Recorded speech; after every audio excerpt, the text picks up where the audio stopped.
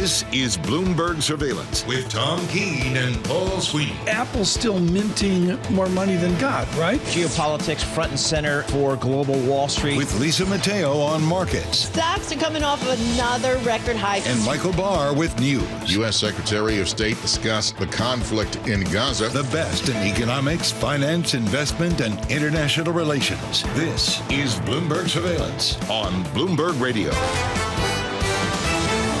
Time. You know, I don't need you till 7:30. Quarter of 8. I like to keep you on your toes, Tom. You take your time. I got injured last night, so. Did you go? Where the golf but course? I came back in the fourth quarter and I won the game. So did you? Yeah. Okay. Ladies and gentlemen, Damian Sassower is darkened the door. Mateo was almost put into full-time duty here, but we didn't do that either. We say good morning to you. We say good morning on Apple CarPlay, on Android Play, and also, of course, out on YouTube. It's our new distribution. Got the monthly statistics. Sassower pushing us over the top last month. Just really humbled. The number one thing you can do there is subscribe to Bloomberg Podcasts. That is the way to get on the growth trajectory with Google. I'm getting over the plague. I'm much better today. Thank you to Paul Sweeney for getting me through yesterday as well. But we're here, and it's a churn. We got a lot of equity. We're starting strong with Scott Chronert here. In a moment. What's the number one thing you're writing about for Bloomberg Intelligence right now, Damian Sassower? Well, Tom Keene, it's King Dollar. It's once again flexing its muscles. It's up every single day this week. But is it due to U.S. exceptionalism or risk aversion? The verdict is still out. Yeah, we'll have to see. We're in the Interactive Brokers studios as well. Let's get right to it to get to Scott Chronert with our Bloomberg Business Flash. She went to the Yankees. The Yankees won. Lisa Mateo. Good morning. It was a good one. Well, futures right now pretty much treading water after BOE keeps interest rates at 5.25%. Also, as the earnings season winds down, investors are waiting fresh economic data. Right now, we have NASDAQ futures down about 0.2%. Same for S&P futures and for Dow futures as well. Over to the 2-year yield at 4.84%. That's little change. The 10-year yield at 4.50%, and that's up 2 basis points. U.S. initial jobless claims comes out 8:30 a.m. Wall Street time. Ahead of that, we've already received some layoff news. Tesla reportedly ramping up job cuts in China. Sources say includes customer service, engineers, production line workers, and the logistics team over at the Shanghai plant. Those shares down nearly 1%. Microsoft's Xbox unit reportedly planning some more cuts, offering voluntary severance agreements to producers, quality assurance testers, and other staff. And finally, Bloomberg reporting Warner Brothers Discovery plans fresh cost cuts, including the possibility of, yes, more layoffs. Sources say it's also decided to raise their subscription prices. Warner Brothers Discovery, though, reports before the markets open. We'll keep our eyes out for that. Right now, shares up more than 2%. That is your Bloomberg Business Flash. Tom and David. They're not going to lay off Bugs Bunny. I mean, no, Yosemite's got the whole age protection thing like me. Unlike Sassower, who's young, cut, and chiseled. On Bank of England, I want to get to this with Scott Chronert. Excuse me, folks. On Bank of England, folks, this is really important. There's like 80 headlines. Sterling didn't move. They did nothing. But beautifully, they show the dissent. 2 of the members wanted to cut rates. None wanted to increase rates. So it's like a 7-2 vote. Not a dissent, but like 7-2 vote. But what's so important here, and it's the great underestimation of America, is Governor Bailey and the team over there raise their growth perspective and lower their inflation perspective. But critically raise their growth. This is something out of the pandemic, Damian, we've just gotten wrong. We're growing better than we model. I mean, first of all, Tom, are you dying over here on me? I mean, you don't sound No, good. I've been sick the last couple of days. I mean, I knew that, but I mean, maybe I should wear a mask. But no, the BOE is moving closer to a cut. I think that's the takeaway here. It's not about the move. It's about the forward guidance, as you know. Yeah. And let's see what Governor Bailey has to say here. Let's get forward guidance from Scott Chronert with Citigroup U.S. equity strategy. Scott, right now Atlanta GDP is a stupid 4.2%. You know that number is going to come down. Governor Bailey's raising the growth forecast fractionally over in the United Kingdom. Are we just flat out underestimating growth? Well, it's a really good question. So let's see. So let's differentiate Wall Street from Main Street, right? So we're watching the Fed. We're watching what's happening with central banks in Europe. I will say, Tom, that right now, in our global equity market views, We've been more constructive on Europe than we have the US going into Q2. Why? The setup there is a little bit easier. To your point, you have improving macro trends. You have a central bank closer to pivoting, and analyst expectations tend to be quite low still. So the setup there from an equity market traditional perspective is actually pretty good. Whereas here in the US, we're still wrestling with Fed timing, valuation, and so forth.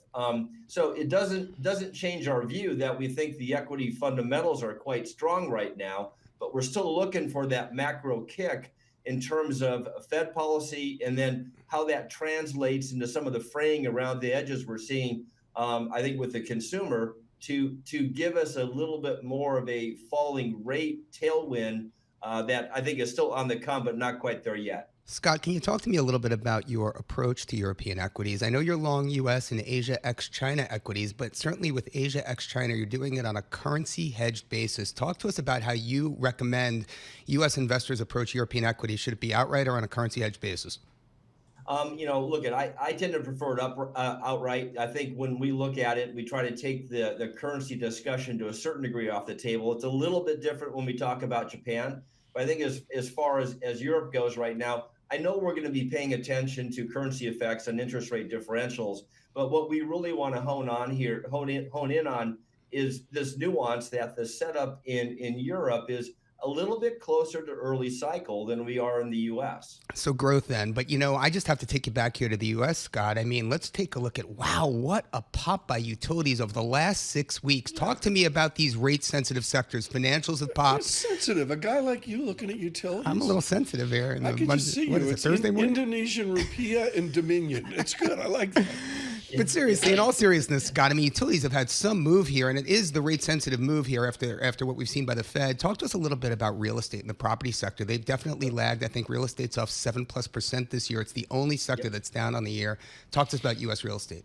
Okay, so what we did headed into Q2, we made a couple of important calls. The first was that we were expecting a broader market pullback. We lowered tech from a long-standing overweight to a market weight. But what we did at the margin was begin to shift our industry group and sector focus to bias in favor of those parts of the market that should benefit eventually from a change in Fed direction, okay?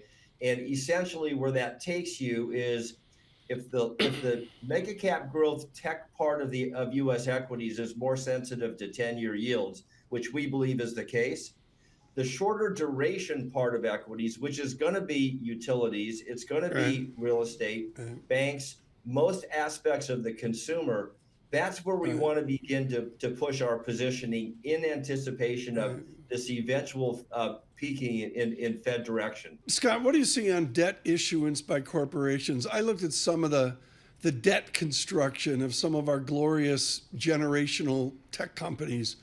And it's just stunning how few bonds, bills, and notes they own. Are they going to start issuing? Yeah, look at lots of discussion points here, Tom. The way we've been talking about this is that we have many unintended consequences of the hawkish Fed over the past couple of years, and one of those unintended consequences is this mega cap growth cohort runs very low debt, very high free cash generation, and in many cases is running very high cash balances. They end up being a net beneficiary of higher Fed rates, okay? At the other extreme, you do have these sectors which are led by utilities and real estate, where their debt maturity cliffs or walls, if you will, begin to hit this year, next year, into 2026. Okay, so the higher for longer Fed narrative is going to be contra to positioning there, but I do think that under the surface, in our view anyway, there are some reasons for the Fed to begin to pivot. Among those is to avoid the risk of something else breaking. Right. That would probably be a function of higher rates for longer, particularly in that real estate cohort of the market. Scott Chronert, thanks for getting us started this morning. He is with Citigroup. Churn of the market, a little bit down here. Futures at -12. The VIX unched for the last 6 months, 13.25. With our news in New York City, here's Michael Barr. Thank you very much, Tom, Damian, Lisa. There is a warning from President Joe Biden in the Israel-Hamas war. Biden says he will stop additional shipments of offensive weapons to Israel should Benjamin Netanyahu's administration go ahead with the ground invasion of Rafah in Gaza. President Biden issued the warning yesterday on CNN. They haven't gone on Rafah yet. If they go into Rafah, I'm not supplying the weapons that have been used historically to deal with Rafah, to deal with the cities, to deal with that problem. President Biden also tells CNN he still aims to ensure Israel can defend itself against Hamas. Meanwhile, the UN says tens of thousands have fled Rafah since Monday. Congresswoman Marjorie Taylor Greene's move to oust House Speaker Mike Johnson failed big time. Declaring the office of Speaker of the House of Representatives to be vacant. Bloomberg's Ed Baxter has the story.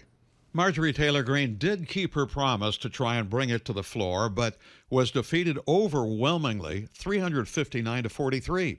Johnson responds back to the real business at hand. They made their voices heard on the motion to vacate matter, and now we have very important work to do for the country. And says he hopes the tenor of the chamber will now change. Hopefully, this is the end of the personality politics and the frivolous character assassination that has defined the 118th Congress. It does leave Greene on a political island. Only 11 members from her party stood with her. Ed Baxter, Bloomberg Radio. Stormy Daniels will return to the witness stand today in Donald Trump's criminal hush money trial in New York. The defense will try to undermine the credibility of the porn actor's graphic testimony about an alleged sexual encounter and the money she got to keep quiet. Daniels' account is central to the prosecutor's case accusing Trump of scheming to illegally influence the 2016 presidential campaign by burying unflattering stories. Trump denies they ever had sex.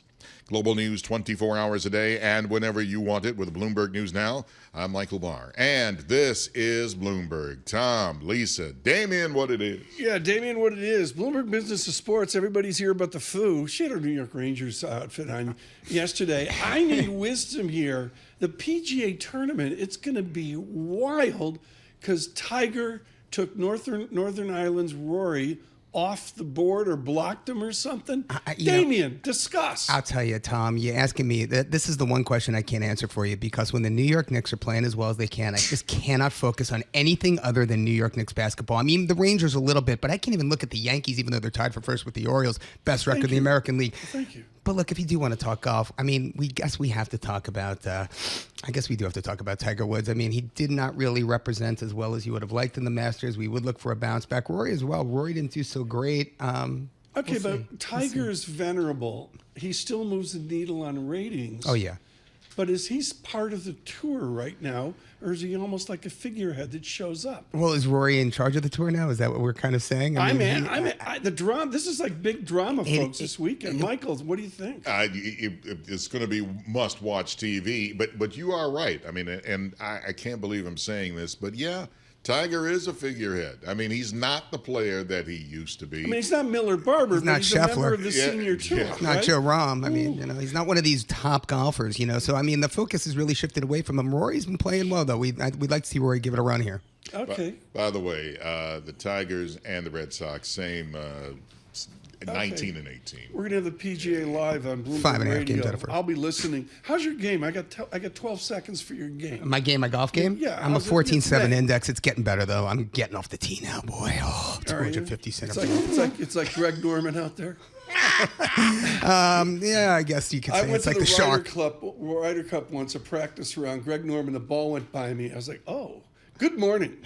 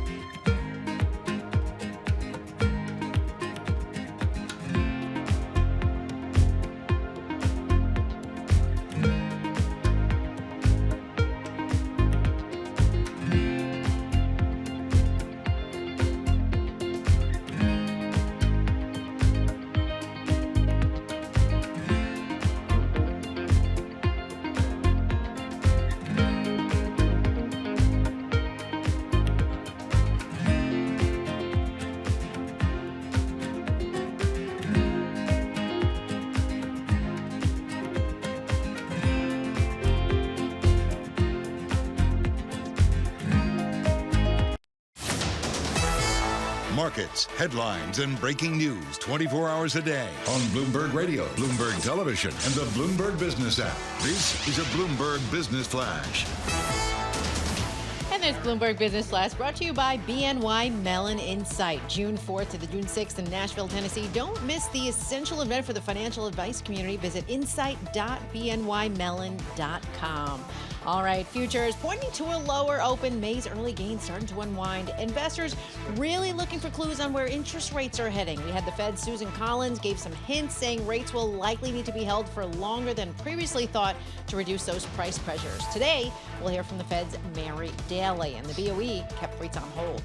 Right now we have NASDAQ futures down about 0.2%, Dow and S&P futures down 0.1%. We have the 2-year yield at 4.85%, that's up 1 basis point, and the 10-year yield at 4.51%, and that's up 2 basis points. To earnings we go. Airbnb down 8%. Second quarter revenue forecast trailed estimates. This is ahead of that peak summer season. And some news from Disney, Warner Brothers Discovery. They're teaming up to sell Disney Plus, Hulu, and Max all together in one bundle this summer. No word on a price. Disney shares little change. Warner Brothers Discovery, which reports before the markets open, they're down 2%. And finally, Paramount down more than 1%. Reuters saying that the company may open its books to Sony and Apollo. That is your Bloomberg Business Flash. Tom and Damian. Lisa, thanks so much. Damian Sassower in for Paul Sweeney. We're having a lot of fun here in the first 17 minutes of the show. Thanks for the live chat out on YouTube. It's a huge benefit. Shockingly global. Really love to see that. Good morning in Madrid. Have you been to Madrid? No, I'm going in Christmas. I want to go to the Prada. And the Prada Museum is supposed to be the best museum. I'm going to go. They just redid the European paintings in the Met. Okay. And the lighting is based off what they did at the Prada in Madrid. Wow. And when you go in, you're like, yeah, artsy fartsy, so what?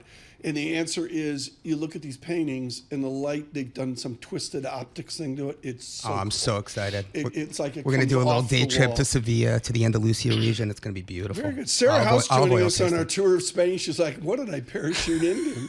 Sarah House with Wells Fargo here. And we're having fun this morning, but let's get serious here. One of the great screw-ups post-pandemic, and I don't blame anybody because it was a medical crisis, is growth has been better than anybody expected. Governor Bailey just mentioned that in the Bank of England. Atlanta GDP now is a 4.2. It's going to come down. I get that. Why is growth doing better than the consensus? Yeah, I think there's a lot of reasons. I think we underappreciated just how massive the fiscal support was, where if you combine the main 7 packages, it was 25% of GDP effectively, and so it just has a much longer tail than what we anticipated. Yeah. And then I think also just how stimulative monetary policy was. I think it's actually provided a lot of insulation to the rate hikes that we've seen. On a partial derivative basis, the haves, as somebody said yesterday, those with assets, on a partial derivative basis, has the growth and success of the haves totally outweighed half of America flat on their back? Yeah, I think it has obscured that you do have a segment of the U.S. that is struggling a lot more. That we see it in terms of, first couple years, the bottom part of the consumers actually did pretty well in terms of not only the fiscal support we previously mentioned, but also the tight jobs market really benefited those lower paying jobs. You saw the fastest wage growth.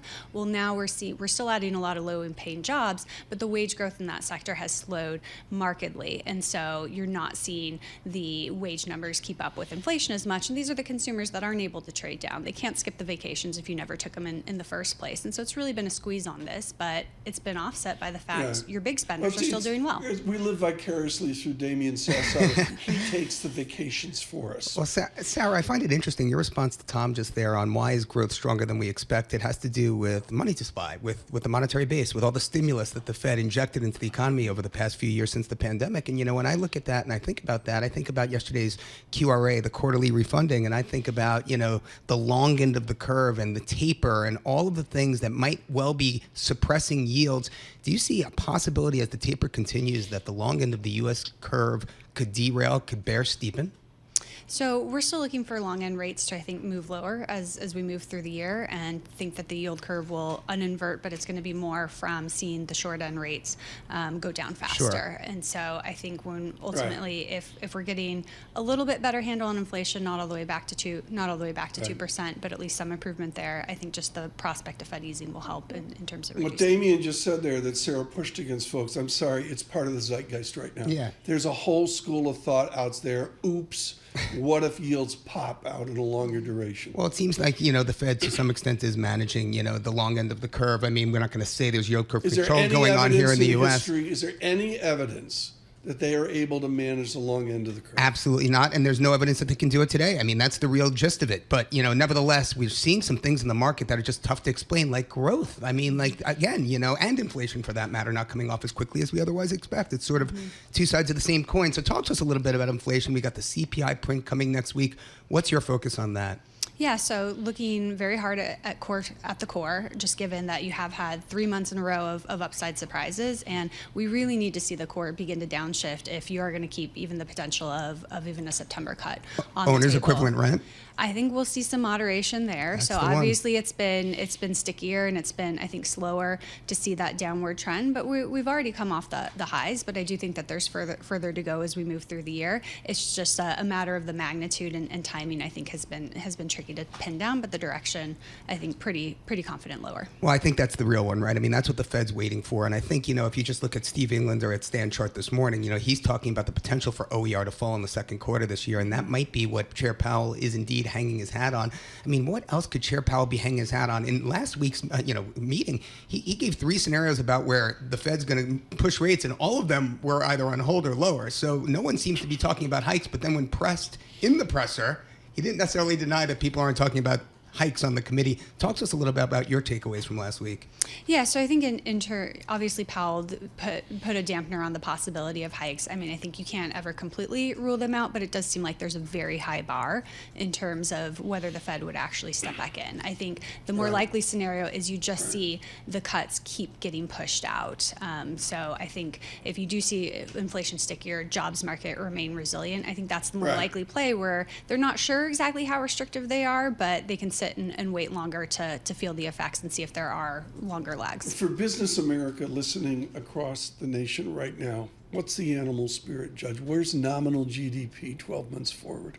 Yeah, so I think it's still going to be pretty strong. So 5-ish? I'd say probably closer to 4.5, 4.5. But if you still, that's have 2.5, outstanding. if you still have 2.5 or Okay, 2.25, 2.5 inflation, rip up the script. Why are we so miserable with 4.5% nominal GDP? The Knicks are winning, and we've got 4.5% nominal. Explain. Knicks are winning, but the Hurricanes are down two games to none to the Rangers. So that's why we're a little depressed in Carolina right now. No wonder Scarlett didn't show up today. You know why we're depressed? Because the Knicks are winning, and you can't afford a ticket. No, Sweeney's the only one. But continue. Why? I think why does the nation feel so? There's a weight upon them. I think it still is the inflation environment where, yes, we've seen improvement in terms of the rate of growth, but prices are still roughly 20% higher than they were just 4 years ago, and it's still difficult to digest. Businesses and consumers are still having to think about their pricing decisions a lot more than they were accustomed to only a few years back. And so in some ways it doesn't matter that real wages have kept up if it doesn't feel like you're growing in terms of your wealth. Fabulous, terrific brief. Thank you so much. Sarah House with Wells Fargo this morning. As well. Out on line, I mean, come on, they're making travel plans for you and me to Madrid. Are they really? You can take Mateo. She sounds so. Well, I want to start in Barcelona, then Madrid, then Sevilla, and then I want to do a quick shuttle over to Lisbon. Okay, that's the way you roll. The way surveillance rolls is we go out and we come back. And I'm sorry, we're there 1 day, 2 days, see the Prado, do the show. Okay. Mandarin Oriental Ritz, it's only $1,600 a night for the smallest room. Cheaper than Nick tickets. It's cheaper than Nick tickets. But anyways, thank you out on YouTube in Madrid for getting us to the Prado. We're looking forward. We're thinking February. Yeah. I think as well. Good morning as well in Mexico City. And so my eyes are failing me right now. Good morning. Good morning out there in Montreal. As well. We're out on YouTube. It's Bloomberg Podcasts. Search for Bloomberg Podcasts. And I want to say again, Damian demanded this. because, he's sliding in at 10 a.m. He wants a replay of the show. We now have a full 2-hour, 56-minute unedited replay. All the moments with Damian Sassower through the morning. You'll see that early afternoon, maybe even 12 noonish as well. From New York City, Lisa Mateo, Michael Barr, Damian Sassower in for Paul Sweeney. Bloomberg Surveillance.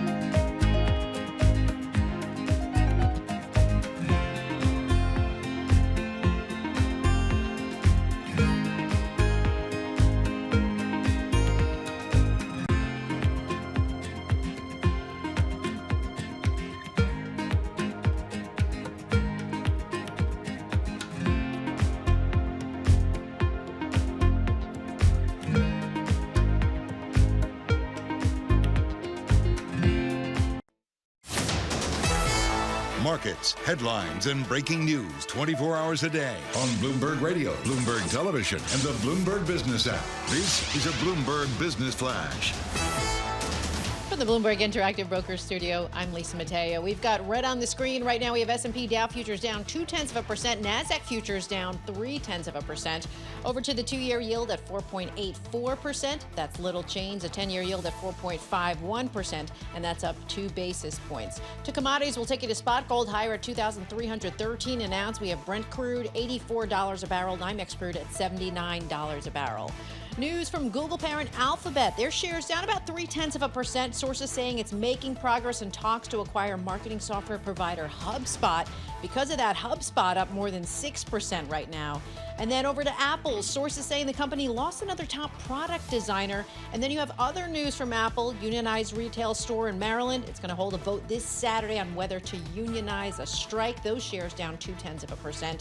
And Intel down about 0.1%. The U.S. revoked licenses that allowed the firm to sell chips to Huawei Technologies, and that's the reason for that. That is your Bloomberg Business Flash. Tom and Damian. Lisa, thanks so much. Damian Sassower in for Paul Sweeney. At New York University, you say to yourself, well, every school's different. What is the difference? And it may be a giant like Tom Sargent, and he's the one that came up with the word robust. We talk about robust economics, robust data. Tom Sargent. I interviewed him once from a trout lodge in Montana. Lodge. He's in the middle of nowhere on a cell phone. What are you doing at a trout lodge? I don't know. That's where Professor Sargent was. But the hallmark of NYU is Quran, and a quantitative background. The late Peter Carr of Bloomberg was heavily involved with Quran, and of course a lot of other quantitative giants there. And that brings the rigor of the bond analysis and economics of Gennady Goldberg. He is with TD Securities. Why don't you bring in a wise one, since both you know it's price up, yield down? Gennady, is Chair Powell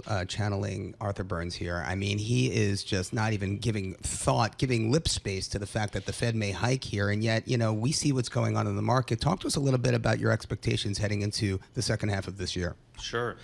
So, you still think inflation is going to slow, and I do think Powell is intent on cutting rates. It's just a question of timing. I mean, you saw his defense of the question on stagflation. He said, I don't see the stag or the inflation. He is right. I mean, we're really not stagnating growth-wise. You were talking about that earlier. We're really seeing inflation actually slow down gradually. There's a couple of very sticky categories. Take out vehicle insurance, take out things like auto repair. Things are doing well. Yeah. And by the second half of the year, I think we should have enough room on the inflation side to actually cut rates. We're still looking for a rate cut in September, another one in December, and quarterly thereafter. Is there any chance they can move in July? I think July is probably off the table by now. It's just too soon. We're all counting data calendar points effectively. By September, we get 5 more inflation prints, 5 more payrolls. That should be sufficient. Well, let's talk about yesterday's auction and today's auction. We have a 30-year coming up today. Let's talk about, what the market takes away. What did you do? Get a memo from Bramo? We're doing auctions? We're talking about quarterly refunding here, of course. My word. It's the total debt stack which matters here, Tom. I don't have to tell you that. But Gennady, talk to us a little bit about, your takeaways. I mean, obviously, the funding announcements haven't had nearly the same impact they had last year. But what are you looking at here? So I'm looking at what's going on probably in the next year or two. And I think the market was very relieved. They didn't raise auction sizes for the first time in 3 refunding meetings. I think that's great. Look at the phrasing of that language. It was a pause to auction size increases. They are not looking to cut auction sizes at any point in the next couple, in the next couple of years. There's a Bloomberg series. This is the acclaimed Lehman series that Damian Sassower invented years ago. And in the Bloomberg Yield to Worst series, it's a global series of yield to worst, and it's spiked. The yield has exploded higher. Off of the trend from 1990, it is almost 6 standard deviations. In my career, I've never seen price down, yield up globally in your world. How does that play out? We see it in CRE right now. How does a 6 standard deviation move that none of it's not in any of the textbooks? How do we play that out? I think it's still shaking its way through the system. I mean, you've got the banks still very much underwater on a lot of their investments. Just look at what's going on the bank portfolio side. You look at bond investors generally. You look at just your typical asset managers. They're all basically underwater. They're trying to make sure that they're not actually that they're not down on the year, even though the indices are I'm down. interviewing Sassower now. What do you think? Are the bigger banks struggling with price down, yield up? I don't think the big banks are struggling at all, especially if you see some of their recent earnings reports. But I mean, my real question here, Tom, I'm an EM guy, is, just how much attention is the Fed paying to the rest of the world here? I mean, central banks in the rest of the world, I mean, they have priced out a lot of the cuts, off the back of what we've seen in the last 6 weeks. And, some of these economies are not nearly in the same shape the U.S. is. Just how much scope do some of these central banks in emerging markets or the rest of G10 have to cut rates in the face of a Fed on hold? I mean, they're going to try to keep rates on hold at higher levels for a lot longer than anybody expects. And of course, as we know historically, that does tend to cause a lot of friction. That does tend to cause a lot of unintended consequences. In terms of how much the Fed cares about that, they tend to look more domestically. They're only focused on what's going on in the U.S. Obviously, if there's a shock that's reverberating to the U.S., they'll focus on that. In terms of what impact they're having on the rest of the world, that's really outside their purview, as Powell would tell you. Mm-hmm. So, and then last for me, I mean, what? Reserves at $3 trillion, RRP at $300 billion by the end of this year. Is that doable? I think that is. I mean, we're talking about very gradual quantitative tightening. They just tapered it in the last meeting. Right. They're very keen not to repeat that September 2019 repo spike.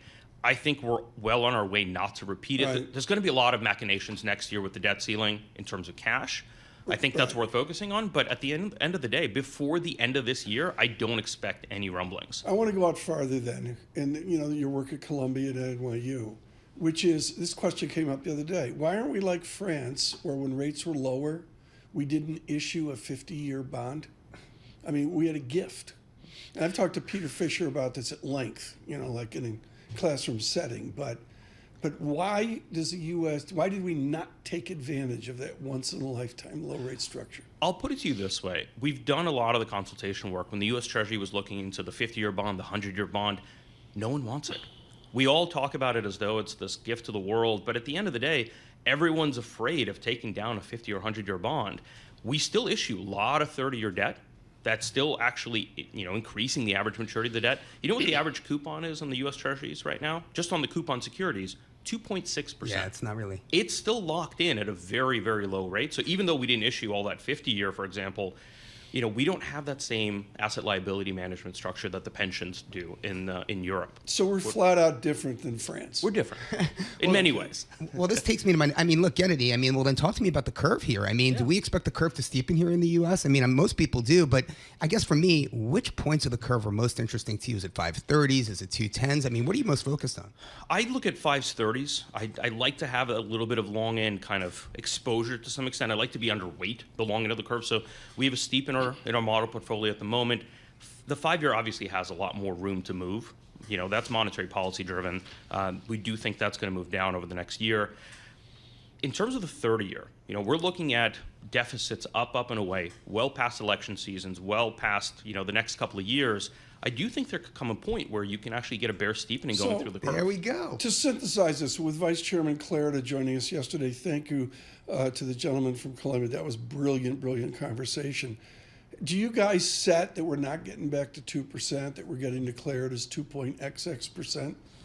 I think we're going to stay above the 2% inflation target for a while. And that's okay. Yeah. I think a 2 handle on inflation is fine.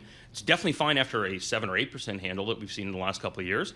We just need to stay there long enough where, as the prior guest was talking about, people have to be okay with their pricing decisions at a more stable level, right? We haven't seen very much stability in pricing decisions over the last couple of years. People have trouble digesting what inflation means. Everybody sees price levels, not price changes. And we all remember that something was cheaper a couple of years ago, a lot cheaper, even though it may not have changed in price over the last year, right? That's a psychological impact that you can't measure with year-on-year CPI or PCE. Where's your 10-year 12 months from now? Lower. We've got a 10-year below 4% by... bold call. Wow. By the end of the year, we think the Fed will start to cut. What does it do to Mark McCormick's dollar resiliency?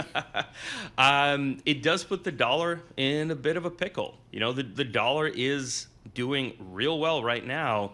That might actually take some away, but we're not the only ones who are going to be cutting, right? If the Fed is actually clear to go, so is Canada. Yeah, the rest of the central let me tell you, banks. if you're going to get short dollar, I think most models say you're better off getting short CAD, right? Just given the correlation there. So yeah, it does seem like they may actually cut first, and they may cut ahead of us.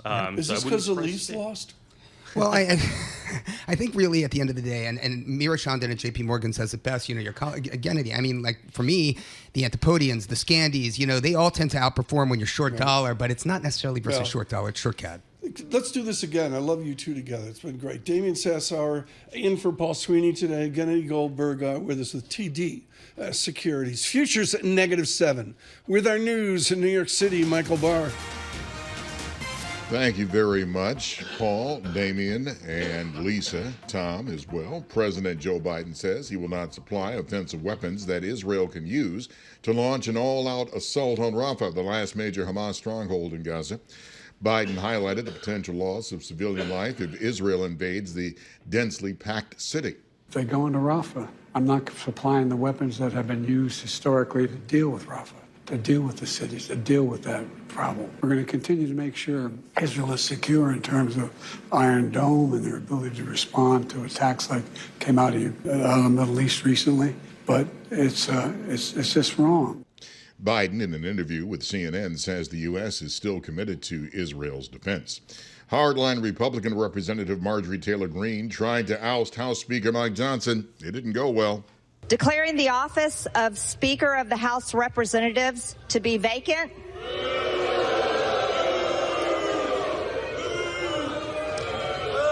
This is the uniparty for the American people watching.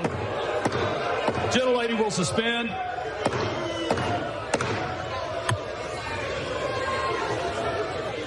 Order. After Greene called for a vote to vacate, Republican Majority Leader Steve Scalise quickly countered by calling for a vote to table Greene's motion. An overwhelming majority, 359 to 43, kept Johnson in his job. Johnson after the vote. They made their voices heard on the motion to vacate matter, and now we have very important work to do for the country. There are a lot of things to fix. Speaker Johnson says hopefully this is the end of the personality politics. Another pageant winner has stepped down. Miss Teen USA has handed back her crown 8 months after she won the title. In a statement, 17-year-old Uma Sofia Silvestrova says her personal views no longer fully align with the direction of the organization. 2 days ago, Miss USA Noelia Voigt stepped down, saying she wanted to focus on her mental health. Global news 24 hours a day and whenever you want it with Bloomberg News Now. I'm Michael Barr. This is Bloomberg. Tom, Damian, Lisa. Thank you, Michael Barr. And this directly affects the Damian Sassower world, folks. This is a story that's not being reported in America. There is a massive heat wave across the equatorial region. For example, in Burma today, the old Rangoon, Yangon, think Stilwell in World War II, Win Thin knows it cold at Columbia. It will be 101 for 3 days in a row coming up. Right now it's 89 degrees there in their evening. Damian, what does the heat do to the fabric of those nations and then into their financial systems? Well, the immediate pass-through from our perspective is through agriculture, and it's through softs, it's through grains, it's through, and really it's through Latin America. So let's be clear, it's Brazil, it's Argentina, it's some of the crops, and it's harvest season. Yeah. So I think from my perspective, that's really where the focus is. We know there's a shift going on from El Nino to La Nina. This is one of the offsets of that. But I guess from a just, hazard cost, living standpoint, I mean, the Sahel region, you're right, across the whole of Ecuador, I mean, it's got to be very difficult, very challenging. And within this is the agricultural base. And when everything's said and done, it's going to take an institutional response. Absolutely. And if you look at ag prices, I mean, they really have ripped to the upside. Yeah. I mean, cocoa, coffee, I mean, some of the soft prices are unbelievable, and even livestock. So, look, the impact on EM is palpable. On yesterday's show, Kona Hake from EDF and Man was just absolutely riveting on this. She's one of the best in the world. Kona Hake on Coffee to the Moon, cocoa still elevated, and many others with this global heat wave. It's Bloomberg's surveillance. Now we'll look at some local headlines.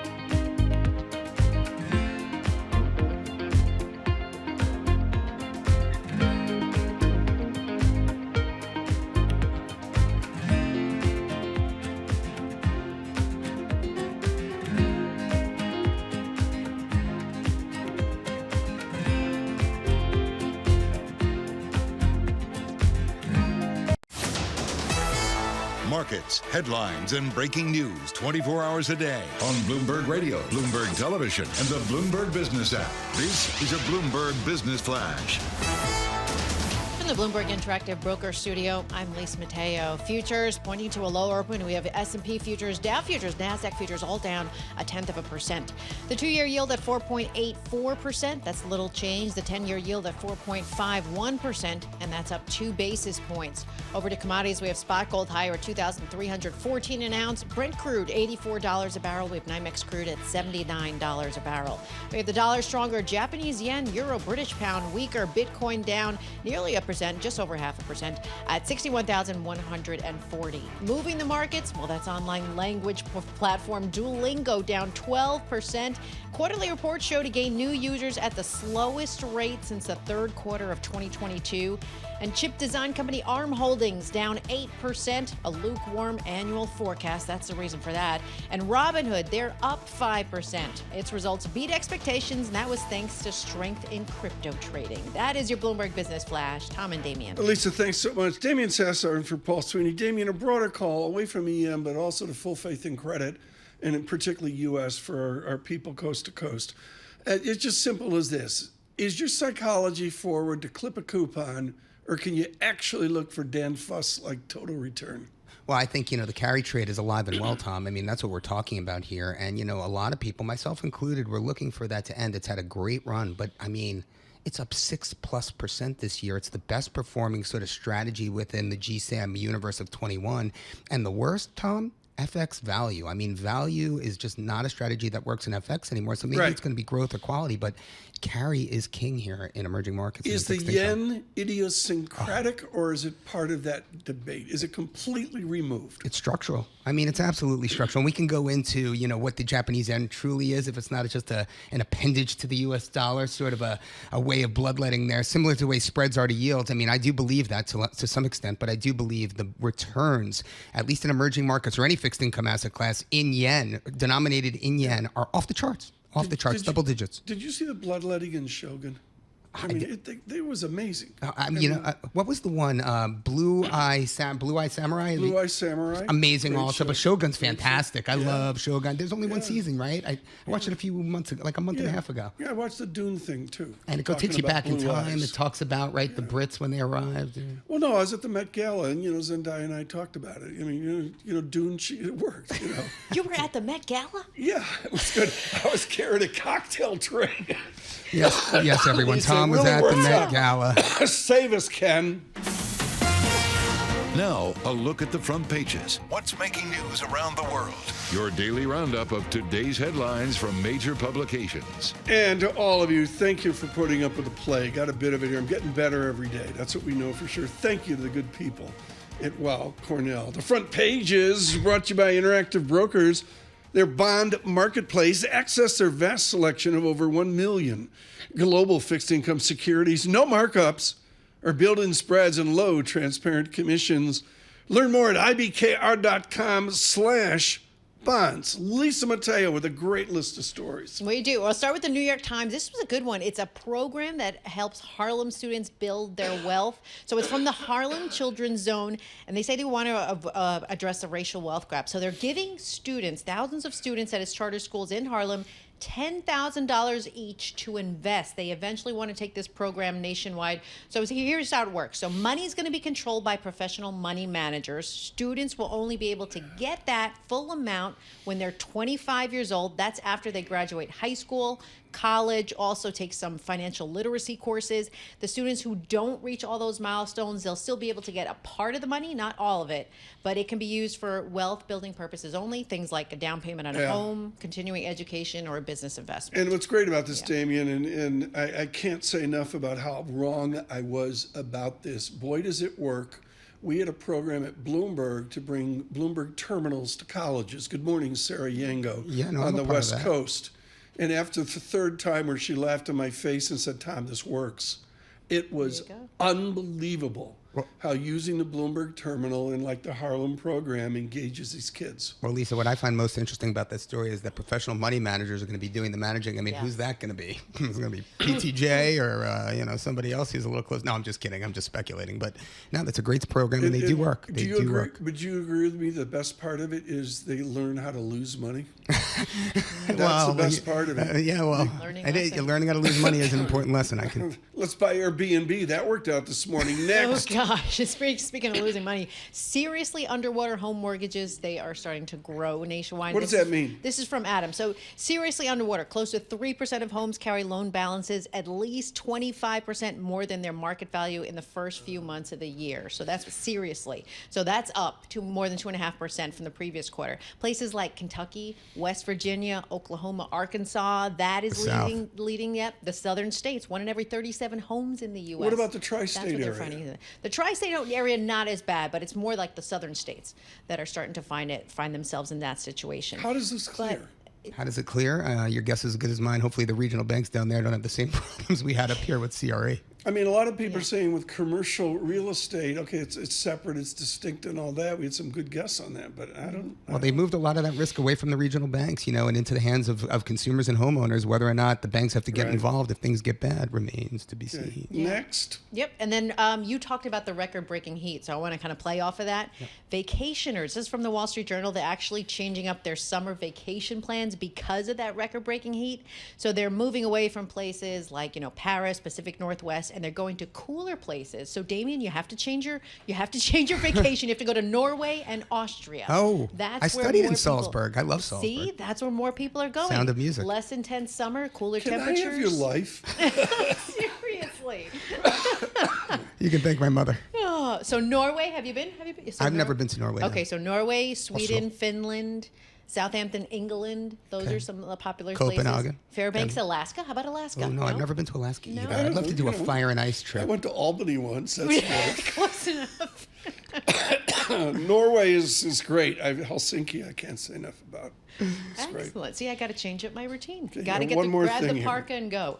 Okay, if you're scared to quit your job, this is interesting. There's a company who you can hire to do it for you. Interesting. To handle that awkward situation. Who's this for? If you're ready to quit. Okay, this is actually happening in Japan. There's a company named Momuri. It actually translates roughly to I've had it up to here. You can let me know if I'm right, Damian. But clients are paying them $70 to $175 to avoid the confrontation, that strain, like emotional strain, social awkwardness when you want to quit in person. And these resignation agencies, well, they're starting to grow. So there's more of them coming around. The larger ones say they process more than 1,500 cases each in April alone. That's how many people are quitting. The smaller ones, about hundreds, but they're saying that they're running 3 times higher than last year. So it's happening more. And the people who are quitting more are actually not the veterans, but they're the new grads that are quitting more. Tom, have you ever had to lay someone off? I don't know. I don't think I have. I don't think I have the stomach to do it. I may be a client. My father changed in the week when he had to let people go. Oh. It was. I remember he just flat out changed. Damian's question is really, really important. If you've been out there before and unemployed, you know how it is. It's a real tough thing to do. Yeah. Yeah. Lisa Mateo, thank you so much. Greatly appreciate this. It's a birthday today. It's not The Rock, but Lisa's attuned. William Joel has a birthday today. BJ. He is 75, I think. Do you know his birthday was on Monday when you were out? I was on here. I had to call it to Paul's attention. One night I was in a bar, and Mr. Joel came in and stood right next to me. And he had been very kind, knew the show, blah, blah, blah. And he'd had a few beverages. So had I. He'd had a few more. And he was a complete, total class act. Oh, he's the best. He's got the chops. To see him within 80, 100 people, bounce off the people in the way he did it just right from the beginning, just a total class act. He pulled a student at Vanderbilt University on stage, and he was in. You have to look at it on YouTube. It's the most incredible clip. Yeah. Want to start the fire here? We're going to start the fire here. It's a great song. We're going to do some Billy Joel today for you from the way we were in Piano Man all the way forward. Not the way we were, the other way. We didn't start the fire. Good morning.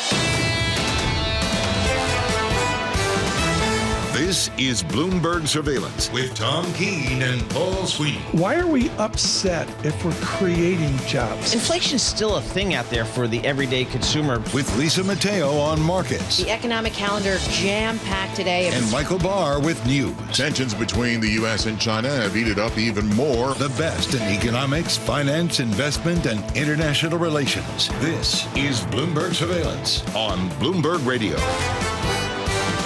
Good morning, everyone. Tom Keene and Paul Sweeney. Mr. Sweeney on deep assignment. I don't even know where he is. He just sits on some secret assignment. Damian Sassower pulling the short straw. He's in today. Tried to get Greifeld. Oh. We just couldn't get her. She's so much better. She's out on some horse. She's so much smarter. Western New Jersey, up in the mountains. It's 10 degrees cooler there. Damian Sassower joining us. Always a real value add. Thank you for the comments, Mr. Sassower, out on YouTube. The live chat is one of the great ways to communicate with us. We're on Apple CarPlay. We're on Android Play as well.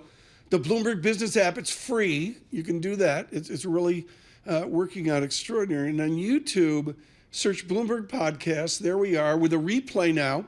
2 hours, 56 minutes. It comes out 4 hours after the program, roughly.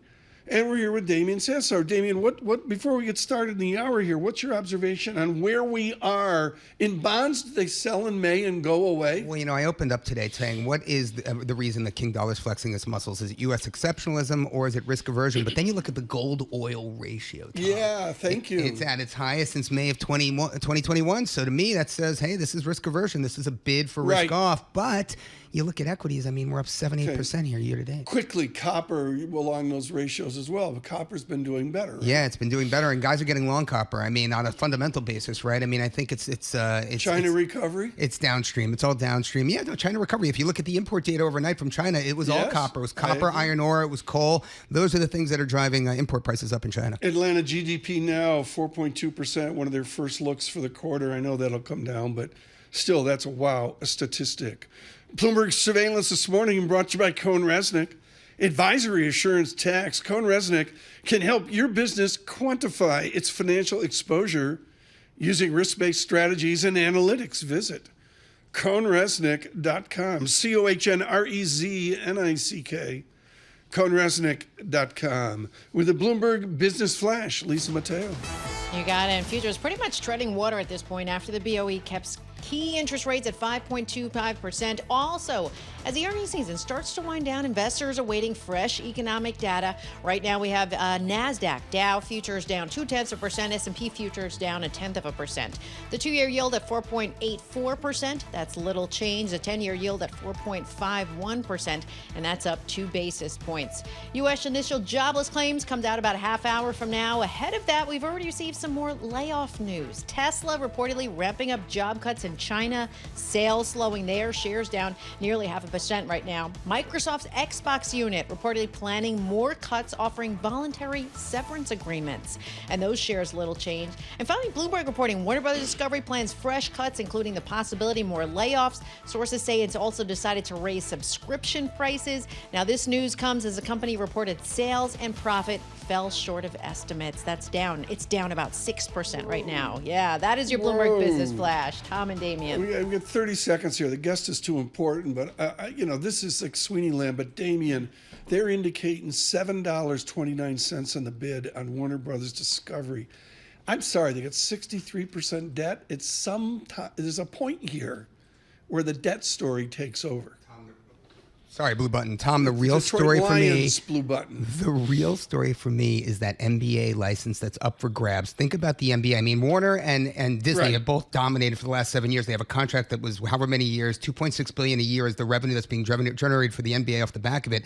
The contract negotiations, Tom, it's going to be something like $7.5 billion a year, 3x. Joining us now, Greg Peters from PGIM. Thrilled that he could be with us today. Greg, what have you done to your portfolio? I'll get it. 3, 2, 1. Greg, what have you done to your portfolios in recent weeks? What's been the tweak? Yeah, so thanks, Tom. So the tweak has been to moderately take some risk off the table. The backdrop is really quite good. You've talked about that, I'm sure. Growth is reasonably robust. We're in the camp that rates will remain, on the higher side of the aisle. But just valuations is the sticking point, right? And so if you look at investment-grade corporates and high-yield corporates here in the U.S., you're in the richest decile over the past 30 years or so. And so just really trying to be disciplined and take some spread risk off the table here moderately. Right. We're on a jargon alert, folks. We got Damian Sassower with us. So, he and Gennady was out of control. And with Greg, he's going to be the same way. Spread is where the corporate yield comes in so close to the government yield. And as Mr. Peters just said, that's in the upper decile back since biblical times. That's right. Price up, big yield down here in corporates relative. Greg, Tom P. from Greenwich, Connecticut. No, Newark. He's in Newark today. Tom P. from Newark writes in, and he wants to talk about China. I remember in 2018, I was chasing you off the set. You were with Tom on Surveillance, and I asked you about China, and you said to me, China is, and I can't really say it on the FU trade. And then China government bonds proceeded to have 4 straight years of positive performance, 5 out of the last 6. I mean, Tom, China is the best performing fixed income market on the planet. What are your thoughts about China here? Well, so I think it's a byproduct of dysfunction, right? If you think about it. So it's been, very moderating growth, to be quite kind, and not a lot of levers to be pulled. So you have to keep policy rates, front end policy rates, pretty accommodative, right? And I think that's been a very supportive backdrop for that type of risk in China. And so it is more of a, I dare say, a government bond type of story, although most don't trade the bonds themselves. They trade some kind of NDF contract. But it's been quite favorable in that respect. On the risk side, it's been the opposite, right? It's been more of a disappointment. So it's the perversity of it all, where the disappointing aspect of China actually is quite positive from a government bond perspective. And so, Greg, then what role do Indian government bonds play for you? I mean, how does that fit into your portfolio? I know it's a different market. It's getting added to, benchmarks. Talk to us a little bit about IGBs. Yeah, so that's not a big part of what we do, to be honest with you. But I will say I find there to be this, lazy narrative in some respects, where India is a new China and it's the same playbook. And I don't quite see it that way. And life is not that simple. Mm-hmm. Investing is not that simple. But I think that's a narrative that has been built up over the past a year and a half, 2 years, and I think it's a very different road. While Damian's looking at India, I've been looking at the train wreck known as Warner Brothers Discovery. Greg, it's completely unfair to you as the bid breaks down to 7.24, but the earnings report, they've retired $2 billion of debt. They've gone from $47 billion gross down to like $43 billion, whatever. How does PGIM look at this ginormous debt of entertainment companies? I mean, it's in your purview of corporate debt, but is there something unique in your perspective on that? Well, I can't talk about that one, specifically, of course, but, that industry has been, under pressure for, a decade or so, right? As the unplugging of cable into streaming, that has been a debt additive exercise. And so bondholders haven't really necessarily enjoyed that ride so much, right? As the desperate need to move into these other avenues of media. So, that's an area that we've been really quite circumspect, trying to avoid for the most part. It's just been a reworking of a business model into new avenues. Typically is not a great bond story. Greg, what did you learn last week from the Fed meeting? I mean, what are your thoughts on the curve here as we head into year end? I mean, we've seen a big rally over the last 6 weeks, at least on the equity side, by rate sensitive sectors on the sell off in treasuries. Talk to us a little bit about your expectations through year end. Yeah, so I think investors make too much of the Fed meeting, too much of Powell's every single word. I think the Fed is no different than we are. We're data dependent. We're assessing the data. We don't have any kind of unique insights into the data, to be quite candid. So I don't know if I learned a lot. You talk to 5 different people, you get 5 different answers of what he was really trying to say, and that just confuses me, so I try to avoid it. But I do think we are in this environment where inflation is proven to be more sticky. Growth has been actually quite robust, outperforming, particularly in the U.S., and that means there's less scope for rate cuts. And so we penciled in for the past 12 months 50 to 75 basis points. I don't see 75. I see possibly 50, but I see it as 0 to 50. So it's a very kind of binary thing, and I think that'll put pressure on the back end rates ultimately. Greg Peters, thank you so much, particularly those comments on Hollywood debt. Mr. Peters holding court at PGIM today. Futures at -10, Dow futures -94. The VIX is unchanged since time began, since the Knicks made the playoffs, 13.27. With our news in New York City, here's Michael Barr. Thank you very much, Tom, Damian, and Lisa. The U.S. has paused the shipment of bombs to Israel, and President Biden last night warned that more weapons could be held depending on Israel's military operations in Rafah. The IDF has already begun a series of targeted ground and air attacks in the southern Gaza City. President Biden issued a warning to Israel last night on CNN, saying the U.S. will withhold some weapons if Israel fully invades Rafah. I've made it clear to Bibi and the War Cabinet, they're not going to get our support if, in fact, they go in these population centers. Days ago, Israel launched a series of targeted strikes around the city in the southern Gaza, calling it a Hamas stronghold. Meanwhile, President Biden told reporters no when asked if there was progress on ceasefire talks. We are awaiting word from the Biden administration on a new rule that would allow the U.S. to more quickly expel some undocumented migrants seeking to claim asylum. Bloomberg's Amy Morris brings us a preview from Washington. Sources tell Bloomberg the proposal would allow immigration officials to perform an initial eligibility determination at the time migrants are first screened for asylum status. That would allow the U.S. to more quickly designate individuals as national security or public safety risks and speed deportation. Administration officials see this as relatively minor compared to some of the additional restrictions on the asylum process being considered for a possible presidential executive order. This proposal is expected to be unveiled later today by the Department of Homeland Security. In Washington, Amy Morris, Bloomberg Radio. An outside review of the federal agency tasked with maintaining stability in America's banking system found FDIC employees were subject to a hostile and abusive work environment. A report citing complaints from more than 500 employees found numerous instances of sexual harassment and discrimination. Global news 24 hours a day and whenever you want it with the Bloomberg News Now. I'm Michael Barr, and this is Bloomberg. Tom, Damian, Lisa. Thanks so much, Michael Barr. Damian Sassower, Warner Brothers Discovery out. I don't have the equity in front of me right now. I've got a piece out to 2042. 42. This is a company 63% debt. And I got a yield to worse on this piece out. Again, what is that? That's 15 years, let's call it. 6.832%. Wow.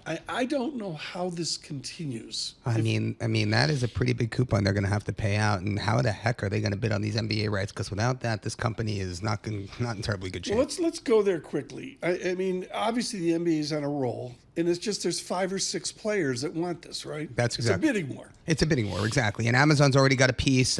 Disney's obviously going to get a piece. I mean, ESPN is not going to let that up. And you remember, I mean, every night we're watching TNT to watch these playoff games in the NBA. And I mean, right now there's a chance they could lose that to Comcast, and that would be a very big loss. For our next section with Michael Barr, yes, I promise, all of New York, we'll talk Knicks basketball.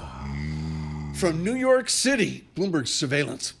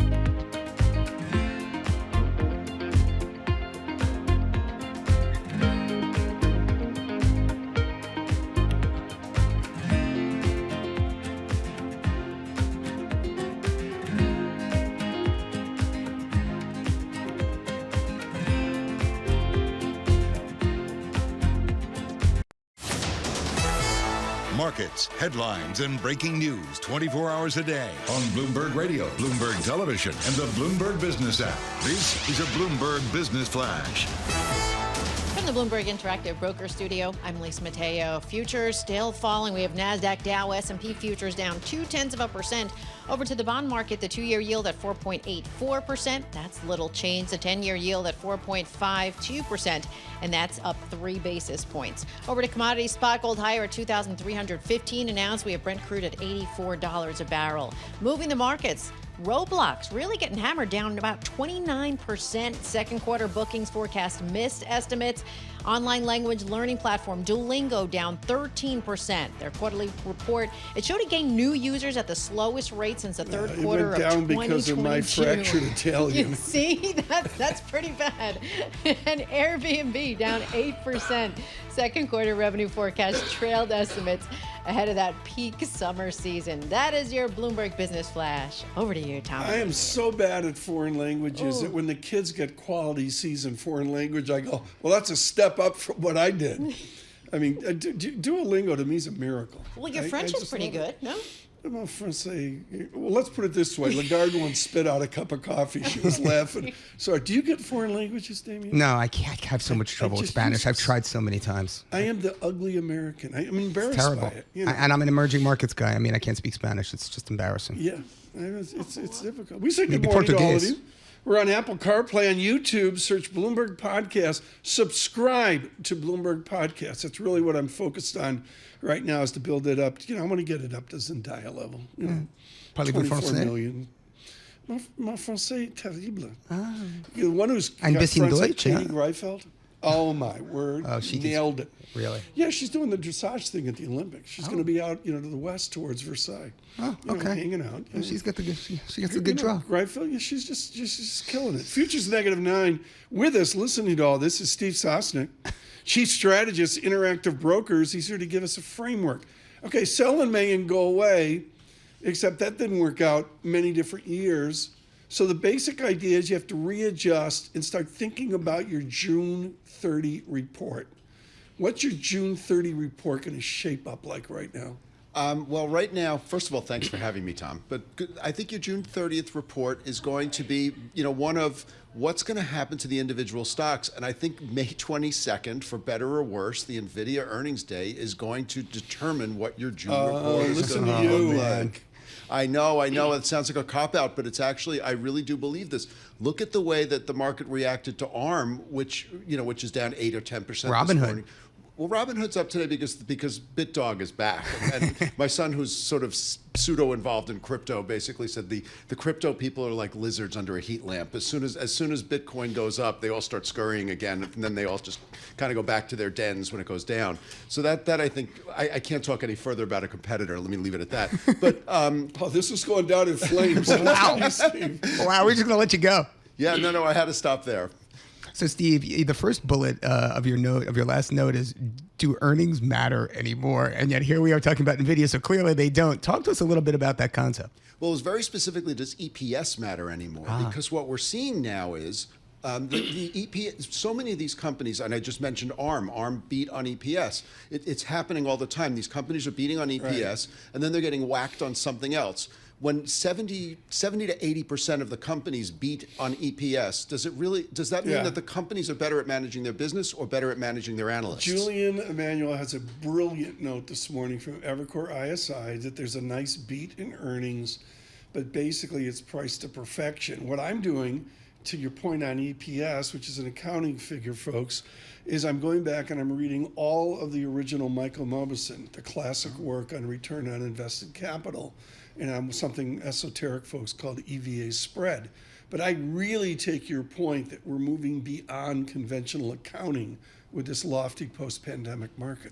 And Steve, let's be clear. Tom's been all over the map talking about all this corporate issuance, this debt issuance, Apple issuance, using that money to buy back, a record buyback. Should we expect more buybacks of that size amongst IT than the big guys? I don't think so, because most of them are growing much faster than Apple. Apple is characterized as a growth stock, but if you look at its revenues and look at its earnings per share, I hate to say this. I hate to be the guy who brings the cold water. It's not growing. It's not a growth stock. There's nothing wrong with Apple. I spend plenty of money each month, and that goes to the various Apple. We all do, right? But it's a value stock. But it is a value stock, and they're a cash flow generating machine. And so if you're not growing and generating a ton of cash, what do you do with it? I put out a tweet over the week. I got upset at somebody giving me the growth story. I said, forget about the CFA garbage. This thing is like a 19th century Asian merchant bank. Yeah. They're managing it for cash flow and profit. Yeah. Nothing else. And if China's not cooperating and these tariffs kind of take hold, I mean, what does the future lie in store, right? So I think that's the big question. And I did see the iPad ad. It was a disaster, just so everybody knows in the zeitgeist. Sorry to interrupt you. So one of the other things that you mentioned, Steve, is the Fed and yield curve control. And we've been talking about this all morning long. And, we saw the refunding yesterday. We've got another one this afternoon. We know about reserves and the RRP and, the long end of the curve. Talk to us about your thoughts on all that. Well, I'm not going to. So you've had some great bond analysts on an Economist this morning. I'm not going to try to steal their thunder. I'm more of an equities and a derivatives guy. But as I look at it from a macro point of view, I say, okay, so now the Fed has an extra $35 billion a month that they can deploy where they want. Well, are you going to just buy back randomly, or are you going to do that strategically to move the curve where you want?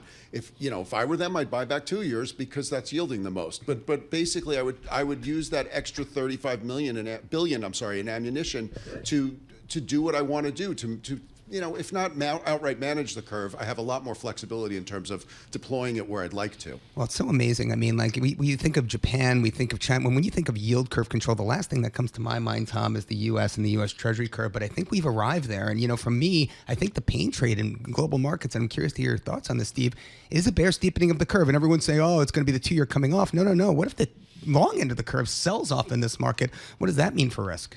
That means nothing good for risk, and that is a big risk because right now, we're accepting all this longer term paper, and that's okay.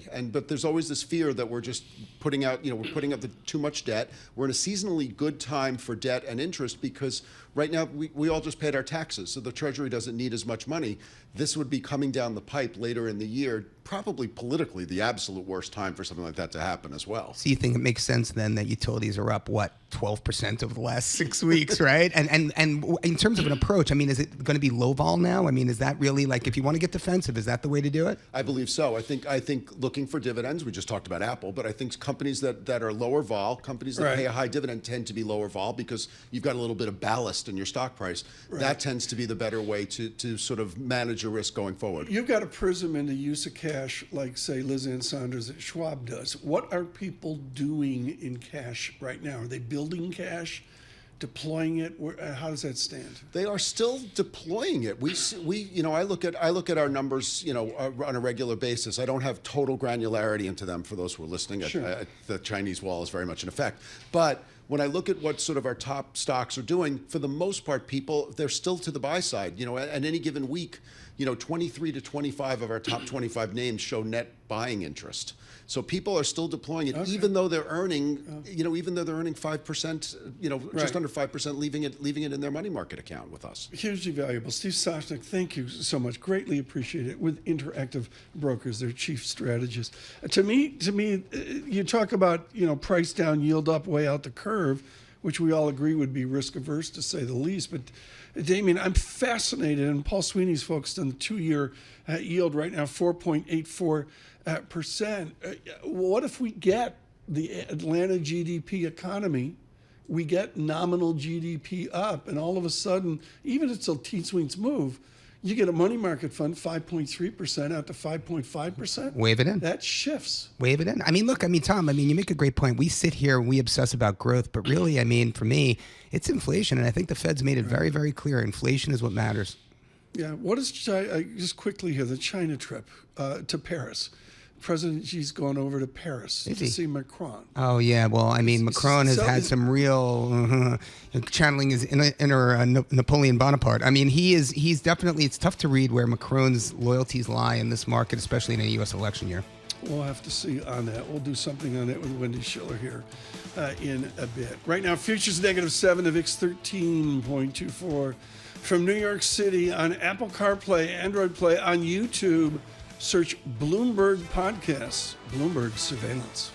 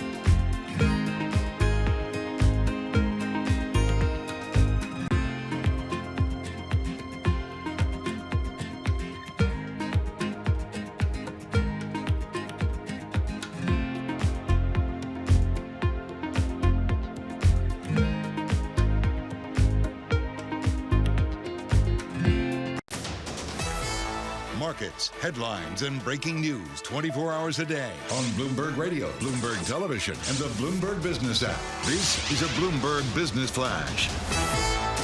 From the Bloomberg Interactive Broker Studio, I'm Lisa Mateo. We are just moments away from jobless claims for last week. Before that, let's check in with Warner Brothers Discovery really quick. They're down 3%, lower TV ad sales, poor performance at its movie studios. That pushed sales and profit to fall short of expectations, and that's the reason why their shares are lower this morning. All right, let's get to jobless claims. Survey was for 212,000. We came in 231,000. Continuing claims, well, they came in a little bit more than expected too. So you can see that there, the difference there as far as the futures are concerned. Let's see, there's a difference, not too much. Dow futures down about 0.1%. NASDAQ, S&P futures, they are little change right now. Tom, what's your take on The it? market is changed. There's no other way to put it. This is a leg up. I got the map out here. Bloomberg has a great screen on this, I should point out. We had a leg up in January. We had a leg up, a bigger one in May of last year. And this is not equivalent to those leg ups in claims, but it's enough to move the market. We go right away to green on the screen. We're -10 on SPX, now -2. Dow futures at negative 58, just a real substantial move off of the Thursday weekly claims statistic. The 2-year yield is in 2 basis points, 4.82%. The real yield is what I would watch. The 10-year real yield does better, coming in from a 2.16 down to 2.14. We'll watch that. It's just one little tea leaf. Let me see if I can get back here on our economic indicators. ECO Go, which we call the Commonwealth screen. ECO Go, continuing claims, pretty much, flattish there. But there's that leg up from 212 was a survey, up to 231,000. Our economic indicators, so good they are on the Bloomberg terminal. They're brought to you by Commonwealth, supporting more than 2,000 independent financial advisors with the solutions they need to grow a thriving business. Commonwealth. Go where you grow. Visit commonwealth.com to learn more. Damian, before we get to our esteemed guests, I really want to emphasize economists now, they're putting less weight on individual weekly claims than they have over the years. Just there's enough noise in the series right now. Yeah, well, I'm sitting here waiting for Poland to announce on the base rate here. They're at 5 3/4. That the central bank should announce at any moment. We've got Peru. For those of you that actually like to sleep, don't sleep tonight because it's 7 o'clock tonight. You've got Peru Central Bank on the tape as well. When do you sleep? I mean, there's always another country coming out with... I sleep during commercials, then commercial breaks, Tom. You know this. Yeah, I mean, you're watching Knicks basketball and you're going, Vietnam. I have to concede, I fell asleep in the fourth quarter. I was just, my eyes rolled back into my head. I had to look at the replay. I actually woke up this morning, and before I left for the city, I actually watched the fourth quarter. Margie Patel watched every minute of the Bruins once again defeating the Toronto Maple Leafs. She is iconic in Boston. Joining us now, Margie Patel, to say she's senior portfolio manager at Allspring barely describes her wisdom. Margie, has it shifted dividend growth? Is there a new prism, a new analysis of the future of dividend growth in our stock market? Well, I think when you look at dividend growth, you can't look in the past and say, well, this stock has had a history of raising dividends. You really have to look at the future and say, what are the prospects of a company raising their dividends in the future or initiating dividends, which is a trend we're starting to see, particularly in tech companies. So that's more important, is to look ahead. And I think we are starting to see that companies looking, when they look for use of cash, to start to declare more of a dividend. Why do they not do dividends? Why do they not have some appropriate level of Zvibodi up at BU debt? When you look at the tech companies, do they have a different attitude, a different tone? Do they think they play by a different rule book, Margie Patel? Well, yes, I think they'd like to keep the cash for themselves to make the decisions on where the cash. Okay, but so is Warren Buffett. Come on, Becky's out. They're out in Omaha.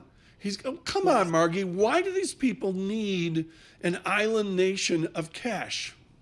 Yeah. They prefer that because it's opportunity of cash if they want to make an acquisition. They're not dependent on the market or the banks.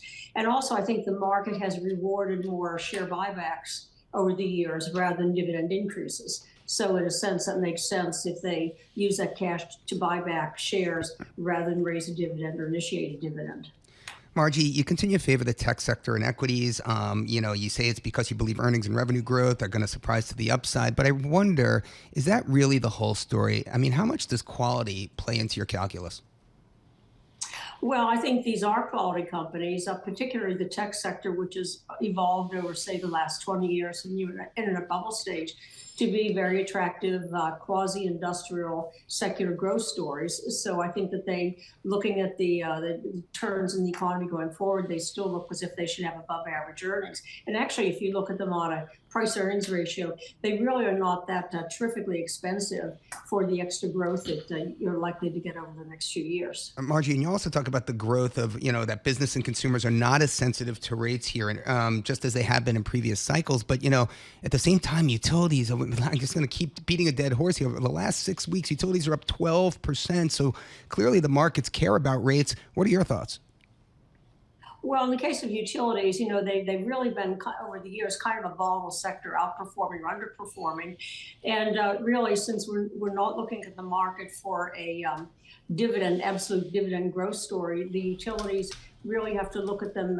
What's their demand? What's the regulatory environment, which is still pretty mediocre to poor for many utilities. And I think it's just really a bounce back. People looking for something that's underperformed short term. Utilities are a natural choice because they're great companies, but terrible investments over the last couple of years. So I think that's what you're seeing. I've got Dominion up here. The symbol's D, and like in the old days, this is before Margie got in the business. One letter. But the answer is, Margie, you always as a proxy went to D, and there was AES and the rest. And on a semi-log basis, it was a straight line from 1980. There was the pandemic and all that.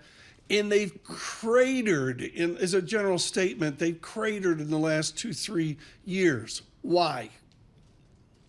Well, because I think a few reasons. Number one, people were looking for growth. Utilities are pretty modestly growing businesses. Two, the amount of return they can get is very limited depending on the regulatory environment in their service area. And three, people are looking less for the dividend side, but rather for total return side. So I think that's why they just have fallen out of favor. And, a sector that has bad performance isn't likely to attract money over the short term. It's a little perpetuating. I mean, for those of you that are fossils like me, Margie, Damian has no clue about this, or Margie, but I'm making a joke here, folks. And Margie knows is cold. Dominion did no wrong, Damian, for years, and I'm sorry, off trend going back to 1985, the last time Soto, Judge, and that Homer juggernaut, the Yankees have 3 standard deviations south right now. Yeah. I never thought I would say that about Dominion. Well, Margie, I mean, here's the thing. I mean, I agree with you on utilities, and it's been quite volatile, but financials are actually rallying off the back of this move as well. I mean, I think they're up 4%. So there are other rate-sensitive sectors in equities that are paying attention to the Fed. And so if you need to get defensive, I know you're not defensive, but if I want to be defensive in this market, through the equity market, how do I position here?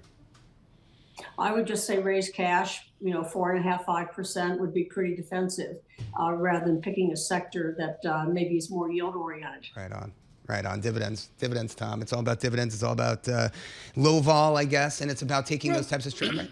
Yeah, but Margie, on a basic idea of a blended portfolio, does bonds have a place within your portfolio? Or using it, yield proxy and equities, dividend proxy and equities as a substitute? Well, I think there's still some attraction in the high yield market. The biggest criticism in the high yield market is yields aren't very high. You're looking at, say, 6.5%, maybe 8%. But on the other hand, the companies are looking pretty good. Defaults are under 4%. A lot of the bad credits that might have gone into default are more in the private credit market or the loan market. So I think for a conservative investor, 6.5% and maybe a couple percent potential capital appreciation if those yields come down or the credit improves. That looks like a pretty reasonable strategy for me if you don't want the volatility of equities. And Margie, what about call writing here? What about trying to generate income synthetically via the options market? Well, why generate synthetic income? Why not go for real income? So that's why sometimes I'll use a bond, a high yield bond, along with the stock of the same company so that I can still get kind of a dividend yield from the bond, even though the equity doesn't pay a dividend. I'd rather do it that way, do a simple strategy where I know the income coming in is real, either from the bond or if the stock pays a dividend. Margie, thank you so much. After your meeting with Tim Cook, let us know what you think Apple's going to do. Margie Patel, legendary at Allspring. Legendary jobless claims, a nudge up here, a more greater claims. That's an image of a weaker job economy, and the market looks for Fed action more so. It's all subtle, but it's there on the Bloomberg screen. Green on the screen now, flat SPX. NASDAQ 100 now up fractionally. That gets my attention. Interesting to see how tech trades after Arm of England. With our news in New York City, Michael Barr. Tom, Damian, Lisa, President Joe Biden said he would hold additional shipments of offensive weapons to Israel if the country launched a ground invasion of Rafah, decrying the potential loss of civilian life as just wrong. Biden, speaking to CNN about air defense weaponry, did say, "We're going to continue to make sure Israel is secure in terms of Iron Dome and their ability to respond to attacks that came out of the Middle East recently." Bloomberg's Dana Kraish has more. This is the U.S. for the first time in this war using its leverage against Israel and pausing this shipment. We saw yesterday confirmation of that.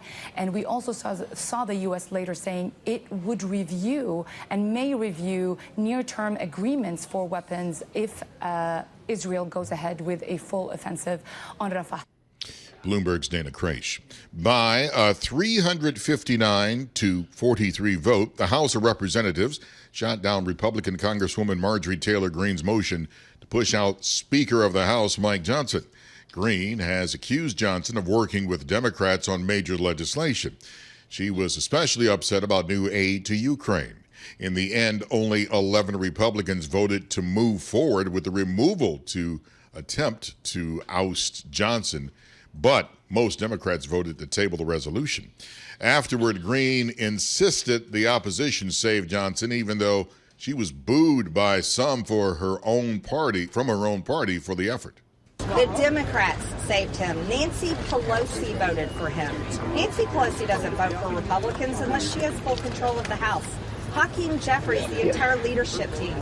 Speaker Johnson after the vote. Hopefully, this is the end of the personality politics and the frivolous character assassination that has defined the 118th Congress. Speaker Johnson says now the work is that we have to elect a Republican president. Adult film actress Stormy Daniels returns to the stand today in the criminal hush money trial in New York City of former President Donald Trump. She'll face cross-examination after testifying Tuesday about what she says was a sexual encounter with Trump several years ago. Global news 24 hours a day and whenever you want it with the Bloomberg News Now. I'm Michael Barr, and this is Bloomberg. Tom, Damian, Lisa. Within the last hour, Brian Windhorst has this at ESPN. I've never seen this. In basketball, Indianapolis, are filing 78 video calls that went against them over the first two games. And they come right out and say, Damian, this is small market versus large market, and the league wants a large market to win. I've never seen this. I heard Rick Carlisle's presser yesterday, and look, he is still upset about the way that game one ended, even though that was a foul. It was a great acting job by the Big Ragu. But last night, I mean, look, you can complain all you want. The Knicks still dropped 130 points. Take a little bit of accountability in my mind. Yeah, that's in the story that the Knicks are on fire. That's it, but they lost their players for half the game. They still dropped 130 points. Play some defense. Stop pointing fingers at the refs. But what about the small market, large market? So they're dying to have the Knicks. So then the accusation isn't necessarily on the refs and the calls. It's on the NBA basically itself and what's going. Well, there you go. That's a different argument. I'm not going to get into that. I mean, don't Michael, know what's this over. is equivalent to Detroit and Dallas. I mean, there would be a clear bias for Dallas to win. Yeah, well, this Detroit isn't even in this thing. And by the way, you can tell we're broadcasting out of New York because when I brought the story out, I saw Lisa do one of these. It's like, yeah, go ahead next. Well, we'll do that. Right now, red and green on the screen, improving tape. This is Bloomberg's Surveillance.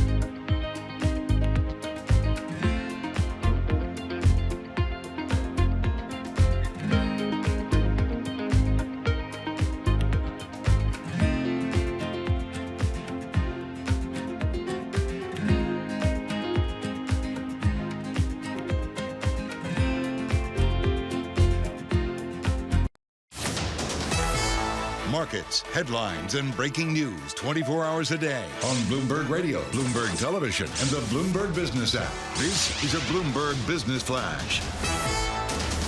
From the Bloomberg Interactive Broker Studio, I'm Lisa Mateo. Not much movement in futures, and this after initial jobless claims for last week came in higher than expected. 231,000 applications were filed. So right now we have NASDAQ, little change. Same for S&P futures. Dow futures, they're down about 0.1%. The 2-year yield at 4.81%. That's down 2 basis points. The 10-year yield at 4.48%, and that is little changed. Over to earnings, we'll take it at Tapestry, down 3%, cut its revenue outlook for the remainder of the year after a sales decline in North America. And then you have gym operator Planet Fitness. Their shares lower because it lowered its full year projections for revenue and for profit growth. And that could be because more people just want to eat Krispy Kreme donuts. They're up 3%. Total net revenue beat estimates. That is your Bloomberg Business Flash, Tom and Damian. This is why they said, do you want to work with Lisa Mateo and Damian? And I said, that's a no-brainer. You got to. Who else in the news business would pair Planet Fitness with Krispy Kreme donuts? Only Lisa Mateo would do that. You know, they have new drinks at Starbucks that I have to try, Tom. This new spicy pineapple, my daughter's got me really into that. $8? And the refreshers? Yeah, they're very expensive, but they're very, very tasty, and I have to try it. So, I mean, Lisa Mateo and I can talk about this offline all day long. What's your experiment to get Starbucks better? Turn it around. You know, I really don't know. I mean, it's more about the experience of going in there. So, and what they've done now with the order online, I mean, the experience is all for naught. I mean, you go in there, it's all ready, you grab it and you leave. And, you know, for me, it's having a 12-year-old daughter who demands it on a daily basis. And so my wallet screams. I was reading they might start the boba tea, like those little bubbles, tapioca. Yeah, the bubble tea. I think they are starting that. I heard they were. My goodness. I'm not a bubble tea guy. That's going to be on my Apple Pay. They bring the bubble tea home and they put it in the refrigerator where it sits like a brick for 3 days.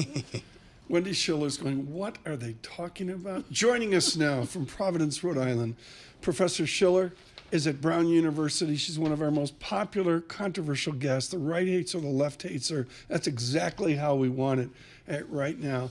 Professor Schiller, I've got to look at the trial of the former president as something we've avoided like the plague. Does it help or harm him to have these events going on right now? Well, it's all about getting out on the campaign trail and also raising money for the presidential campaign. And every day that he's in court, and that the news media covers it, but still that he's actually not out on the campaign trail. And of course, donors, do they want to be associated with him? I'm talking about the really big money donors. They haven't really gone full in for Trump yet. And I think these trials are a distraction for them and for him. So, okay, they haven't gone in full in, but the campaigns are coming up. I keep telling people that are removed from this, I said, don't be removed from it. It's the second week of May. It's coming quickly, isn't it? It should, but the RNC and the Trump campaign still have a very serious money problem, Tom. You know, they're spending a lot of money on Trump's legal bills, and that's not stopping anytime soon. Even if these trials get delayed, the lawyers are still on the clock, and Trump has been brilliant in getting both fundraising from his donors, but also the RNC to pay a lot of his bills. And that means they can't fund things like organizing, get out the vote, help their county chairs, and help Senate candidates in swing states. And those two kinds of campaigns, the Senate campaigns, the presidential campaigns, are going to be crucial to either side's victory in November. Professor Schiller, I'm just curious to get your thoughts on sentiments. And when I say sentiments, I mean, you know, the resounding kind of belief is if you vote Democrat, you're voting against Israel. And I'm curious to hear your thoughts on that. I mean, is a vote for Biden a vote against Israel? Well, I mean, I think President Biden's record is actually quite supportive of the state of Israel, but there is a limit for Biden, and he set that limit not only this week, but last week in limiting the actual shipment of particular kinds of ammunition and guns and bombs to Israel, saying, listen, we can't sanction going into a civilian enclave and killing another 15, 20,000 people. I mean, that's not possible. But, it's May. As Tom points out, and Damian, you point out, it's May. The American voter is going to turn their attention truly to this choice in September. Mm-hmm. And by then, we all hope that things are calmer between Israel and Palestine and Gaza. And if that's true, then the attention will return to the things that are more conventional, like, the economy, but also Trump's prior record in office. And that's what you should expect to see from the Biden campaign in the late part of this campaign, is to go after Trump and remind voters what it was like the first time. Professor Schiller, I just have to rephrase that question. Is a vote for the Republicans, for Trump, a vote for Israel? Well, if you look at the rhetoric of some of the most ardent supporters today of Israel in the Republican Party in the House on, anti-Semitism, on combating anti-Semitism just a couple of months ago, it's not consistent. So the Jewish community and the Jewish voters in America have to decide who they trust more over the long haul to be both pro-Israel, but also fight anti-Semitism, not just abroad, but at home. And I think the Republicans still have a little bit of work to do on that. And last question, I think you just hit the nail on the head here with what's going on our university campuses. And, there's some talk about the tax exemption being repealed under Republican administration for some of these higher, Harvard, MIT. I mean, if they can't keep our students safe, should they indeed get the exemption? What are your thoughts there? I always think geographically and in terms of party locations, there are also wealthy schools with big endowments in southern Republican-controlled states. So I think there might be an increase in the amount of tax, but you can see places like Duke, for example, Rice, Wash U in Missouri. These are all Republican states, and those presidents of those universities are going to be lobbying against any kind of increase in taxes on their endowment. So I don't think it will be as sweeping as people think. Will be just because of geography and partisanship. Wendy Schiller, I don't want to go into the protests right now. We don't have time really to treat it fairly with your wonderful perspective. But just to simply compare and contrast, is there any analog to 1968 within what we're seeing right now? Yes, Tom, if most people could remember 1968, which most people can't now. I mean, that's the issue, is that we just don't know our history well enough. But certainly the fact that the Democratic Party's convention is in Chicago, there will be protests and there will be a police response, no doubt, really gives people of a certain age a lot of shudders to think that this will give, just as it gave Richard Nixon the election in 68, that this will give Donald Trump the election. And I don't discount that possibility. So they're trying to prepare for that as best they can. Remember, you and I both know people over the age of 55, 60, they vote in the biggest numbers proportionally. So and they remember 68. So this is a real challenge for the Democratic Party coming this summer. You're the second person to bring this up in 3 days. And Wendy, let's go then to the media change. We don't have Dan Rather and Black and White TV and Walter Cronkite having a conniption as Huntley and Brinkley lean back and take in the scene. Now it's instantaneous. How will that play out then in a beleaguered Chicago? Well, I mean, when you think about the, Bull Connor and the cannons on civil rights protesters, that was pretty immediate, and that really swung the national sentiment. You can certainly see, you already see it among independent voters. They don't like chaos. And the Democrats have been saying, don't elect Trump, it's chaos. Now the Democrats have to explain their own chaos to the key independent voters in swing states that'll give them or deny them the election. It's that group of voters, not the young people, that I think are the biggest threat to the Democrats in terms of vote losses. There'll be a quiz at the end. Professor Schiller, thank you so much. I'll study for the quiz. She's at Brown University there with great perspective. This is the second time in 3 days people with some wisdom have said, Tom, the summer of 68 in Chicago. Yeah. 9 to 10 people passed away in that, right? Well, yeah. And to be fair, it was the arc of 1968. It was from 2 assassinations in the spring, which I remember crystal clear. I can tell you exactly where I was for the Kennedy and the King assassinations. A program note, Pulitzer Prize for Jonathan Egg, who wrote the one volume on King. I have it in my bedroom table at home. It is spectacular because I really don't know Martin Luther King. So we really do believe there's a risk. I mean, I guess there is, right? That there's going to be violence and rioting at the DNC, at these conventions. People that have written and read 200 books on this, they're riveted on Chicago and what we see this summer. Of course, we'll have full coverage of that balance of power, leading our coverage at the Chicago Convention, and the other one, I believe it's in Milwaukee as well. And futures improve. The tape improves off of claims It was a higher claim statistic. Don't know how much weight I want to put into that, but we've got a VIX 13.17 as well. William Joel, a birthday today. We send our greetings. What an album. I don't want clever conversation. Never want to work that hard. I just want someone that I can talk to. I want you just the way you are.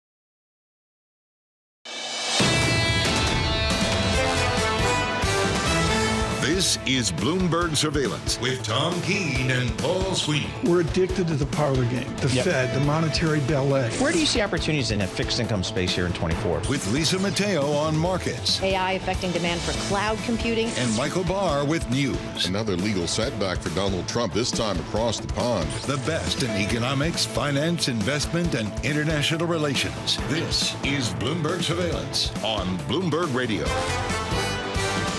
Good morning, everyone. Tom Keene and Paul Sweeney, Bloomberg Surveillance. Mr. Sweeney on assignment. Is he on assignment? I don't know. He's on, I think it's 70 feet. I think the boat is 70 feet. Good morning, Paul Sweeney out there somewhere. With us, Damian Sassower. We'll speak to Damian in this block about the world of his EM, the fragilities that are out there. Lots going on, and what you've got is a better tape off a little worser claims, a little tension there, teens, weens, weekly claims, a little worser, futures reverse, -10 has become -3. Some green on the screen, small cap showing us some green on the Russell as well. The real yields, what I watch, 2.17%.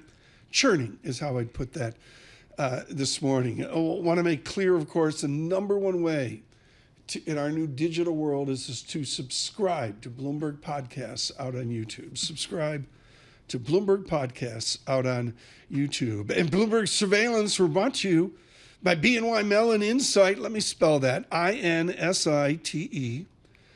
BNY Mellon Insight, June 4th to the 6th in Nashville. Don't miss the essential event for the financial advice community. Visit insight.bnymellon.com. We need an update on Nashville for BNY Mellon. Damian Sassower of Vanderbilt, tell me about Nashville. Why should everybody in finance attend BNY Mellon June 4 and 6 in your Nashville, Tennessee? Well, I mean, look, if you get down West End, you get down to Broadway, you get down to 2nd, and my God, the music, you just hear it coming out of all these different places. The barbecue, the food, the talent, and the people, Tom. It's Nashville, Tennessee. And I It's a hear the beautiful food's place. gone to a new level. It Oh, used my to God. be sort of like Southern Basic and Limited. No, not anymore. Asian. I mean, it's a barbecue with an Asian flair, Tom. I mean, you can get it all down there. But I mean, I would say Nashville and Austin are two of my more favorite cities these days. Oh, and New Orleans, obviously. Jazz Fest. All you guys coming back from that. It's nice to see you're still recovering. Your tour guide with Damian Sassower. With our Bloomberg Business Flash, Lisa Mateo. You got it, and not much moving in futures this morning. We'll head over to the bond market. The 2-year yield at 4.82%. That is down 1 basis point. The 10-year yield at 4.49%, and that is little changed. Over at commodities, we have spot gold higher at $2,325 an ounce. We have Brent crude at $84 a barrel. Now, we told you about sales and profit. Warner Brothers Discovery fell short of expectations. Also learning that Disney, Warner Brothers Discovery teaming up. They're going to bundle Disney Plus, Hulu, and Max together this summer. No word on a price. We have Warner Brothers Discovery down about 2%. Disney shares, they're little changed. To Warner Music, they're down 3%. Operating profit, the second quarter missed estimates. And finally, over to tech, we have chip design company ARM Holdings down 6%. They give a lukewarm annual forecast. That is your Bloomberg Business Flash. Tom and Damian. Thanks so much, Lisa. Greatly appreciate it. What we're going to do in this block is talk to Dr. Wong, Anna Wong, running all of Bloomberg Economics, and then talk to Dr. Sassower here as well. Anna Wong, as you know, it's work, work, work. You're one of the great worker bees I know in market economics. And right now you are working on a mystery that's out there of immigration, its overlay upon the American labor economy. What have you learned? Yeah, I learned that it's not obviously clear that the immigration is a favorable supply factor. So we use the Fed's in-house, the workhorse for simulating economic scenarios, a general equilibrium model to see how 4 million exogenous shock on population would affect economic variables. And we found that in the first 2 years, it tends to boost inflation and actually wage inflation and raise unemployment rate by 0.3 percentage point. And the Fed, as a result, has to hold rates higher for 50 bits higher relative to the counterfactual. I'm going to go all Angus Deaton on you here right now. If we have an immigration impulse into the nation, what does that do to nominal GDP? Because they're going to make money, they're going to spend most of it on consumption. Do we get a nominal GDP lift with a new wave of immigration? Yes, definitely, definitely, Tom. So the immediate part of the arrival of the immigrants is they buy things, the goods and services demand immediately go up, and that shows up in the economic data as well because it's actually going Angus Deaton on you. It's actually quite relatively easier to accurately measure expenditure data. Yeah. And so the GDP data and retail data tells you, well, in fact, that was what happened last year, that even earlier this year, that retail was strong. However, on a per capita basis, you actually see growth of expenditure slowed from the past 2 years. Anna, owner's equivalent rent, shelter costs here in the U.S. Talk to us about what you and the team at Bloomberg Economics do to sort of help, forecast that. I mean, that's a critical element in my mind, and it's a critical element in Chair Powell's mind. Talk to us about that.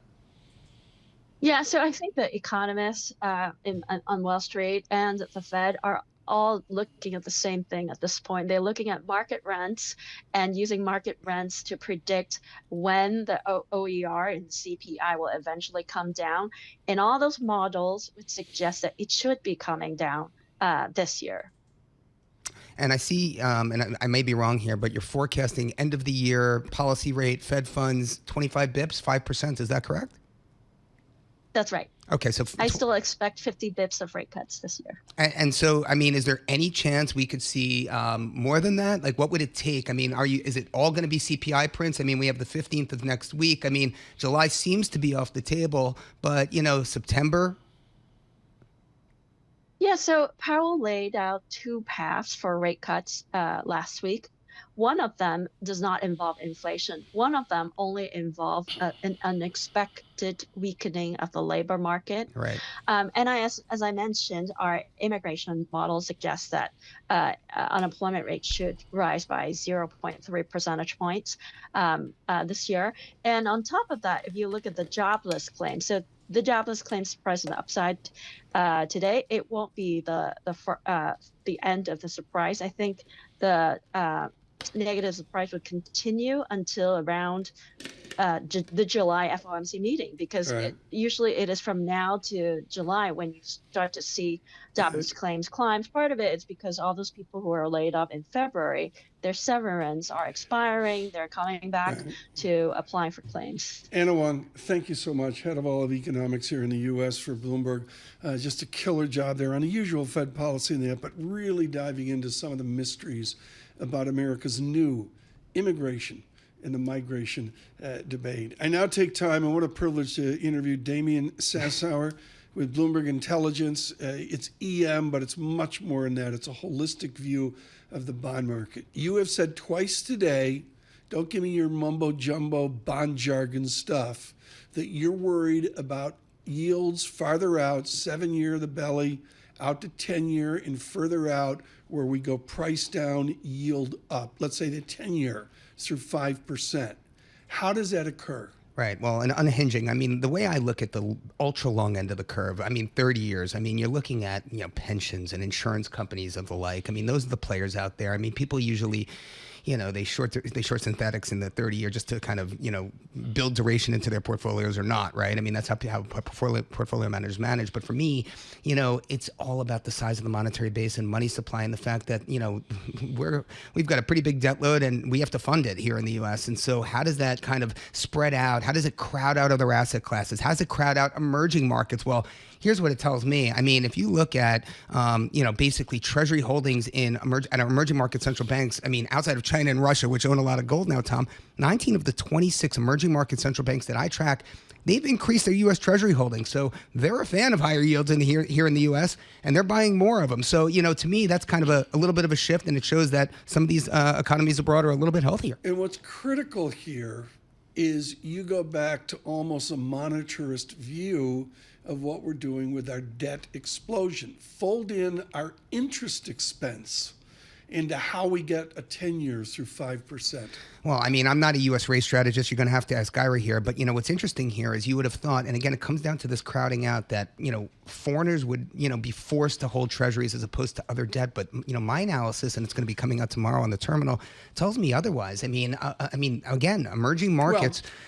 Foreign holdings of emerging market local currency debt is improving. I want to get this in. We're running out of time. I want to get this in. What does Singapore do? Let's say they're an adult economy, really, really competent. They're not going to cut. What does the Singapore family, the Singapore government, what do they do given our debt irresponsibility? Well, they're going to definitely have one eye on the Fed. And so, anybody who thinks that Asian central banks are going to be cutting rates in this environment are going to be disappointed. I think it's going to take a lot to out-hawk the Fed here. A window into what you see from Damian Sassower, and look for his podcast, Knicks Nation. That's out there. What's your podcast called right now? My podcast? It is the Emerging Market Lens and Look Through podcast. You can find it on Apple, Spotify, or wherever you get your podcasts. Great. And coming up, he's for 2025, Knicks Nation. With our news in New York City, Michael Barr.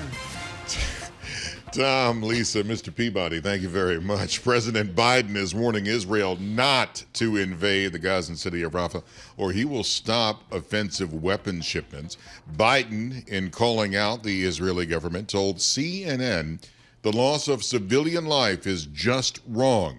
It's his sharpest criticism yet against Israel attacking Rafah, where over 1 million civilians are seeking refuge. As for air defense weaponry, we're going to continue to make sure Israel is secure in terms of Iron Dome and their ability to respond to attacks like came out of the Middle East recently. Biden has already halted a shipment of 3,500 U.S. bombs. Senate Republicans are stressing their frustration with the Biden administration over the latest move. Senate Minority Leader Mitch McConnell.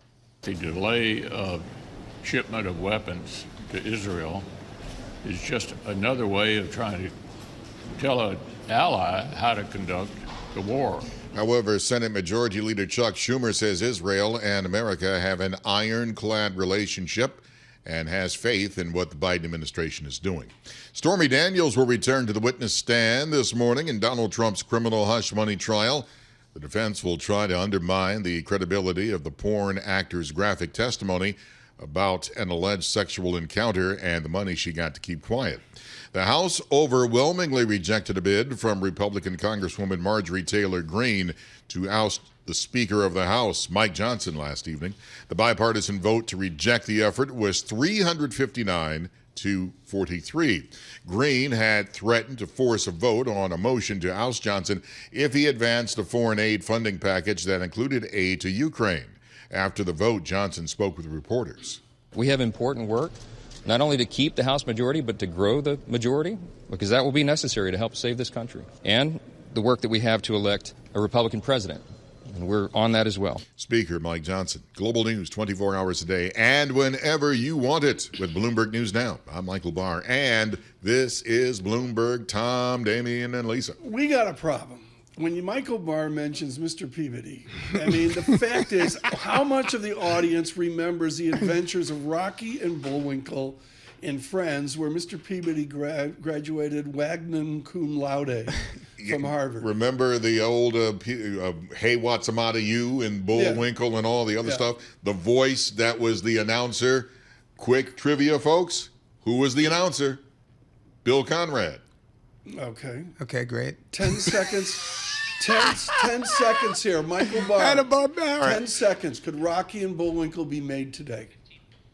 No, because there was a lot of humor back then that wouldn't fly would today. not be made. Speaking of the humor, hopefully you saw the greatest roast of all time, Michael Barr. Tom Brady roast was something else, man. Very good. Thank you. Good morning. Growth.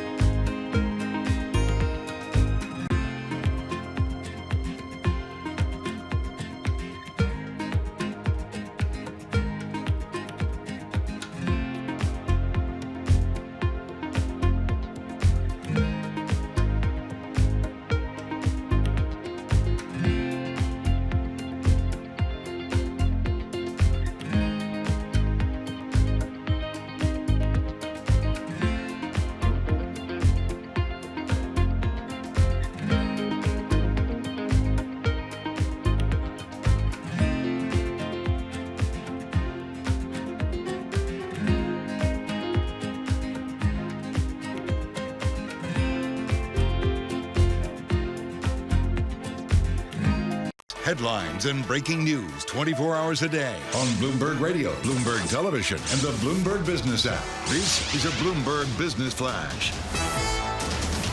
Bloomberg Interactive Broker Studio, I'm Lisa Mateo. Little movement in futures as May's early gains unwind. We'll head to the bond market. 2-year yield at 4.82%.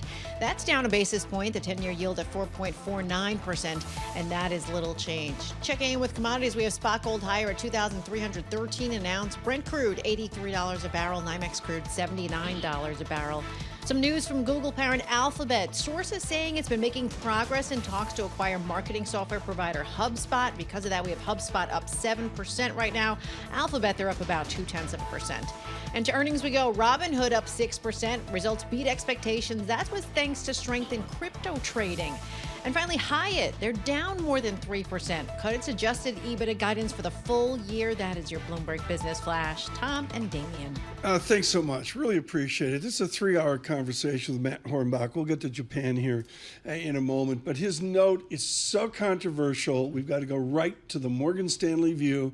Mr. Hornbach is global head of macro strategy. Thank you. I've been going nuts on this for years. Here's the headline. Buy in May and go away. Damian, pick it up.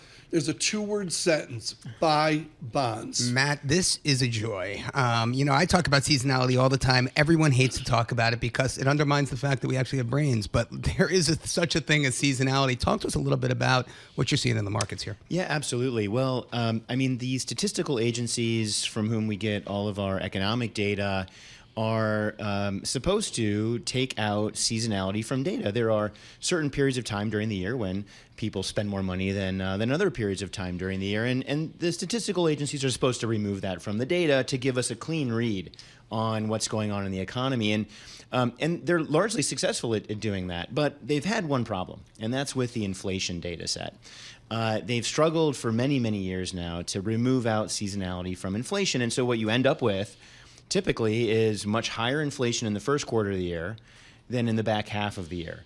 And that obviously matters more today than it probably ever has before because the Federal Reserve is very focused on the inflation trajectory. And so that data and how it is presented to the market and to the Fed is extraordinarily important. So now we look at the dollar and we look at currencies, and obviously we all run our models. We have growth models, breadth models.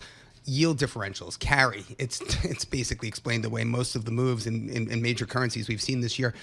Just how long can this last? We see yields here in the U.S. high and not coming down.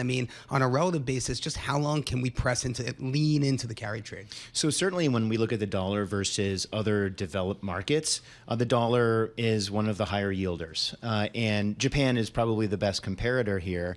Unless the Bank of Japan hikes rates 500 basis points. Which they may. Unlikely, but they're certainly likely to hike more. But unless they hike 500 basis points or the Fed cuts dramatically, you're still going to have a tremendous carry advantage to being in the U.S. dollar over, let's say, the Japanese yen. What was it like coming out of Vassar and they bless you and say, go to Tokyo and you're going to work with Robert Feldman? Robbie Feldman, folks, is the #1 English-speaking voice in Japan, period. What was your first day with Robbie Feldman like? I've been in his offices. They've got these they're in the housing section or something offices. Okay. What was it like? This is my favorite part of coming on the show, Tom, is you always tease me about Vassar and Japan. So I had a great experience working for Morgan Stanley in Tokyo, and Robbie was a big part of that.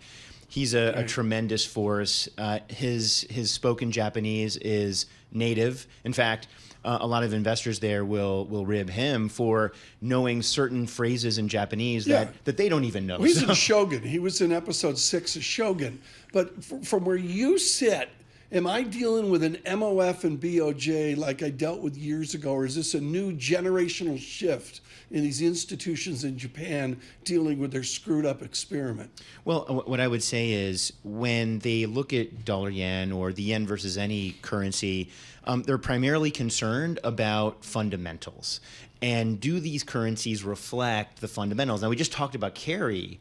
And because the U.S. dollar carries so well relative to the Japanese yen, they, of course, expect the yen to be weak against the dollar. So that I think that with respect to dollar yen at 150, 155, they're generally okay with the level, but it's really about the pace. How quickly is it changing? And if it's not changing in line with how fundamentals are changing, that's when the Ministry of Finance gets nervous. So you have to help me with this, Matt, because I'm an emerging market guy. I don't cover Japan, but when you see a move like this in the yen, right? Domestically, on the ground, in Japan, households, inflation. I mean, they've got to be feeling the pressure of higher inflation, no? Absolutely. And much like here in the U.S., it's a story of two halves. You have the haves and the have-nots. And the have-nots are really the individuals that suffer when it comes to this inflation, because a lot of it is coming through terms of trade, energy prices. A lot of people drive cars, right. Although the public transportation system in Japan is excellent, and so you don't really need to drive a car. But a lot of people in the rural areas have cars, and so they're the ones that really pay the price. If you're living in Tokyo, you can just take public transportation. Right. You don't need to pay. So Tokyo CPI isn't capturing a lot of the. Well, this is my point. What is CPI in Japan truly capturing? I mean, I think we have limited data points, but Tom, help me out here. Drinks at the Grand Hyatt in Tokyo. It's a really important question. How much is a drink at the Grand Hyatt Tokyo? I bet you it's gone up, but it's not included in the CPI. Well, it's worth it. It's a beautiful venue to relax with friends. Yeah, and make a phone call and say, "I'll take the maroon carpet" from Lost in Translation. Matt Hornbach, I'm looking at the yen versus Sing dollar. And here's the fact, I think a lot of people don't know this. We have blown through Sing dollar strength, Japanese yen from 1998. Are there tension points and cross rates there that indicate that we've gone beyond the Asian crisis of 94 and 98, which however you want to put it? Well, look, when we look at risky assets around the world, you certainly don't get the sense that we've blown through any critical levels that are going to upset the apple cart. So I wouldn't say, Tom, that we're worried about that. But I can tell you this, if you're living in Singapore or if you're living here in the United States, now is definitely the time to go on holiday in Japan. Tom, Matt will be the first one to tell you the Bank of Japan owns all the bonds. They own all the bonds. They own all the JGBs. I mean, are JGBs even investable? I mean, do they want JGBs to be investable? I mean, that's the question here. I mean, what are JGBs really? Is it an artificial market? So it has been for a long time. I mean, even when I was in Japan trading Japanese government bonds back in 2000, 2001, 2002, there was always an element of that in the marketplace. But what I would say is, the Bank of Japan has been very influential, but it's not just them. Of course, the commercial banks in Japan are hugely influential in that marketplace. And I can tell you right now what they're hoping for is similar to what other investors around the world are hoping for. They're hoping for the Bank of Japan to raise rates. They're looking to reinvest all of those deposits into higher yielding JGBs. And so everybody is on the same side of that market. They want higher rates. And that ultimately is something you need to be aware of. Talk to me about central bank calculus outside of the U.S., right? I mean, we all talk about, some of these economies, they're not growing as fast as the U.S. Some of them really do need to stimulate. But now with the Fed on hold for longer, I mean, just how much scope, how much runway do some of these central banks in places like Brazil and Mexico have to cut rates from here? Well, that's a real issue, because at the end of the day, if they cut rates too quickly, it'll show up in the currency and make their job harder on bringing inflation down. Now, so there's going to be a bit of a dual personality with these central banks. On the one hand, if the Fed stays on hold for longer, they're going to have to also stay on hold for longer, or else they risk the currency. So effect. if we go buy in May and go away, can you write a little memo to Mr. Bloomberg and say, at least can we go buy in May and work from home? That's what Mateo wants. I have a lot of sympathy for that, but no, we're in the office every day, Tom. So. Most optimistic note I've seen in ages. Matt Hornbach at Morgan Stanley. I should point out with James Lord on foreign exchange, he was brilliant with us 10 days ago or so. Buy in May and go away. Buy bonds is the answer from Matt Hornbach. Just not JGBs. Morgan Stanley. As well. Just brilliant on Japan. That's a clinic. I'll feature that on the podcast today. Right now, we've got red and green on the screen. NASDAQ showing a little positive. We'll have to see what happens with the earnings story coming out. I mean, it goes this way and that. We've barely touched an arm of the United Kingdom having a tough go of it. From New York City, Bloomberg Surveillance.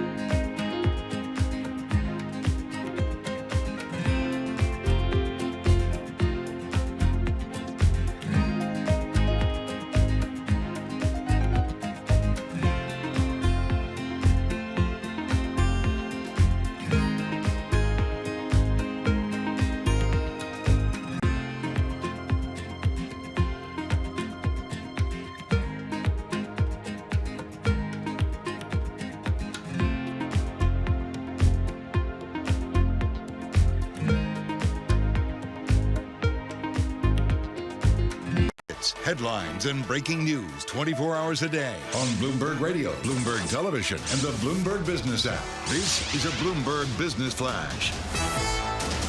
From the Bloomberg Interactive Broker Studio, I'm Lisa Mateo alongside Tom Keene and Damian Sassower with your opening bell report. Earnings season winding down. Investors waiting for fresh economic data. We did get some of it today. A sign the labor market could be weakening. Unemployment claims for last week jumped to its highest level in more than 8 months. They rose by 22,000 to 231,000. All right, let's see how things are shaping up on Wall Street. Right now, we'll start with the S&P 500. Not much movement right now. Little movement there. The Dow down about 0.1%, and the NASDAQ down about 0.1% as well. The 2-year yield at 4.83%. That is little change. The 10-year yield at 4.50%, and that is up 1 basis point. At the open, I want to check in with Warner Brothers Discovery. They're down nearly 3%. The open, that's after sales and profit, well, they fell short of expectations. That is your Bloomberg opening bell report. Tom and Damian. Lisa, thanks so much. This is such a pleasure. I just can't find words for it. Here's the real world, folks. Everybody grinds this every day, but we know, those of us in the game, that there's people that literally invent what we do. A few years ago, at a company called C.J. Lawrence, there was a guy named Ed Hyman and Nancy Lazar, and they basically invented modern market economics. You read religiously. The notes were either in a maroon or a green ink. I can't remember. And Nancy, you'd get your pencil out and you'd go word by word for the chiseled 15 pages or so from C.J. Lawrence. And then they went on and they did it at at ISI, which became Evercore ISI. Nancy Lazar now at Piper Sandler. And what's so great about this, after they left C.J. Lawrence, a guy named Yardeni showed up. And that's where I want to begin, Nancy Lazar, because I think you could be on the same page as Dr. Yardeni, but at the same time, you're not. Ed Yardeni says this could be the roaring 20s, coming out of the pandemic with a real analog to a buoyant economy. And everyone I talk to says, wait a minute, in 1928, that didn't end up well. You have a real tilt to a second half recession. Is Yardeni right about a roaring market now that's going to end really bad? I don't think so. I think the lagged effects of the Fed tightening cycle, banks tightening lending standards, we have a lot of excesses, including earnings, that we do think that those higher rates and tightening lending standards are going to push the economy into recession. As you all mentioned a minute ago, claims are now maybe starting to increase. 1 week doesn't make a trend, but our work suggests they should be increasing.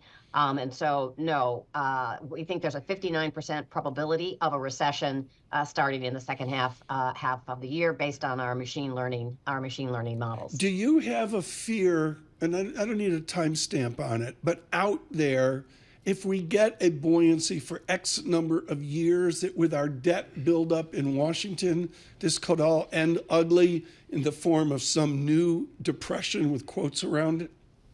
I'm not going to go that far. I think the biggest near-term risk is going to be inflation. If we get policy moves out of Washington, like the thing we saw earlier this week with Freddie Mac now going to restart the HELOC program for consumers to refi their mortgages. Great idea to take on more debt. So I would just say near term, the biggest risk I see is that inflation stays sticky if Washington, through easing financial conditions, prevents a recession from starting in the second half of the year. So Nancy, if I'm hearing you correctly, it's a shallow recession, but nothing breaks. So talk to me about, the IMF, I just had Fabio Natalucci on my podcast this month. The IMF is talking about the role of private credit and what that's done to help lubricate the market and move some of the risk off of bank balance sheets and onto, let's call it investors' balance sheets. But talk to me about, where you see the potential for something to break in the U.S. market. Well, again, we're printing that this will be a mild recession, a normal recession, say 12 months or a little less than 12 months. GDP decline minus 0.5, minus 1%. But the unemployment rate does go up. We have the unemployment rate moving up toward 5, if not maybe even a little higher than that. That's where the claims data this morning. I think there are a lot of things that could potentially break. One, companies that you and I have never seen, even though I've been in the business for a long time, I have never seen price levels go up as much as they are today. Companies are raising price because they've raised wages and they're trying to protect their profit margins. If we have the recession, which unfolds in the second half of the year, we think the earnings outlook is going to get pretty dismal, if not just bleak, because these companies are not going to be able to hold these price increases. We saw tinges of that last week, right? We had Walmart announce their new private label food product that will be lower than some of the classic name brand products. McDonald's acknowledged prices are too high. And so we think indeed you're going to see inflation come down hard in the second half of the year as going into 2025 as the economy moves into recession, and that will end up breaking earnings. And we do think we will have a negative credit cycle. We've already started to see it, despite the fact that the unemployment rate is only still low at 3.9%. You are getting a clear increase in credit card delinquency rates, particularly in that younger cohort. And they've taken on way too much credit card debt. And so we think we will have a negative credit cycle, maybe not in the banking system, but gee, we seem to have forgotten about commercial real estate. And so we think there could be at least three key areas: earnings, credit cards, and commercial real estate that could indeed break as we go through this recession. I mean, you're taking me there. And so, Nancy, I mean, if I'm hearing you correctly, you're bullish bonds, bearish equities, and you think spreads are going wider. I love you focusing on credit spreads in this market. I mean, they have remained sticky to the downside, specifically IG. I mean, what do you think there? I mean, a lot of investors that I talk to, they are just waving it in. They are buying every investment grade. I mean, they are at the auctions. Talk to us a little bit about spreads in the current environment. How do you position for a recession in the U.S.? Well, to be sure, we don't think this is going to be an unusual phenomenon. We would not be taking on particularly lower quality corporate debt right now. Same with lower quality companies. You would stay away from those. I would broaden it out. Companies, and not just the consumer side, the industrial side, have raised prices significantly. If you see inflation crack, you're going to see a lot of credit problems because they've been used to support revenues and earnings and have contributed to lower spreads. They're not a leading indicator; they're more a coincident indicator. But again, that's where I'm intrigued with what's going on with credit card delinquencies. Nancy, Alan Meltzer once got angry at me, like really lost it at a lunch, because he said you have to aggregate. Long ago and far away, when you invented this, we just assumed an aggregate of the economy going back to 1947. Are we so polarized now politically, culturally, economically, in our decile analysis that you are unable to aggregate American statistics, which was routine even years ago, recent years? Well, I think that's why you have to look at a very, very, very broad footprint of economic data. There's so much information out there today. And also sometimes sticking with the basic, like consumer confidence.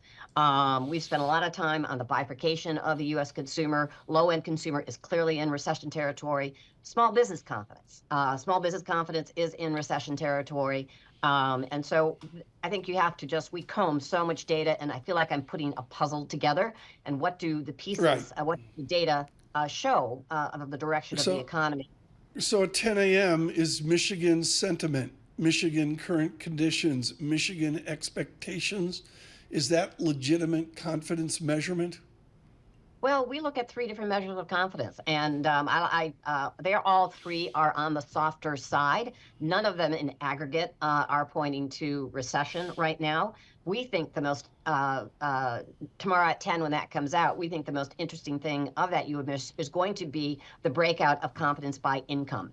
Again, as I said, we have a very bifurcated U.S. consumer. Low-end consumer is getting hit hard by these high price levels. Their wage gains have slowed significantly. Transfer payments are down. They're in a recession. This is very unusual to have a bifurcated economy. In soft landings, you don't have bifurcation. Everybody's kind of on the same page. Recessions, everybody's on the same page. Everybody's getting hit hard. This bifurcated economy is problematic for policymakers because the high-end consumer is benefiting from high interest rates. The low-end consumer is getting hit hard because of the surge in credit card interest rates. Policymakers want to keep financial conditions easy. That's supporting, obviously, the stock market and also maybe keeping bond yields lower than they otherwise would be. And that's further squeezing the low-end consumer, because if the middle to upper-income consumer is still flying around, buying stuff, paying higher prices, that just creates this bifurcation. Nancy Lazar, thank you so much. We've got to get you in here for an entire half hour. Nancy Lazar with Piper Sandler. Can't say enough about the brevity, the terseness of her work. Just absolutely original. Right now, the Dow, negative 22 points. With our news in New York City, Michael Barr.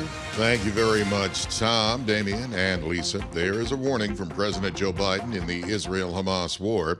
Biden says he will stop additional shipments of offensive weapons to Israel should Benjamin Netanyahu's administration go ahead with a ground invasion of Rafah in Gaza. President Biden issued the warning yesterday on CNN. They haven't gone on Rafah yet. If they go into Rafah, I'm not supplying the weapons that have been used historically to deal with Rafah, to deal with the cities, to deal with that problem. President Biden tells CNN he still aims to ensure Israel can defend itself against Hamas. Meanwhile, the UN says tens of thousands have fled Rafah since Monday.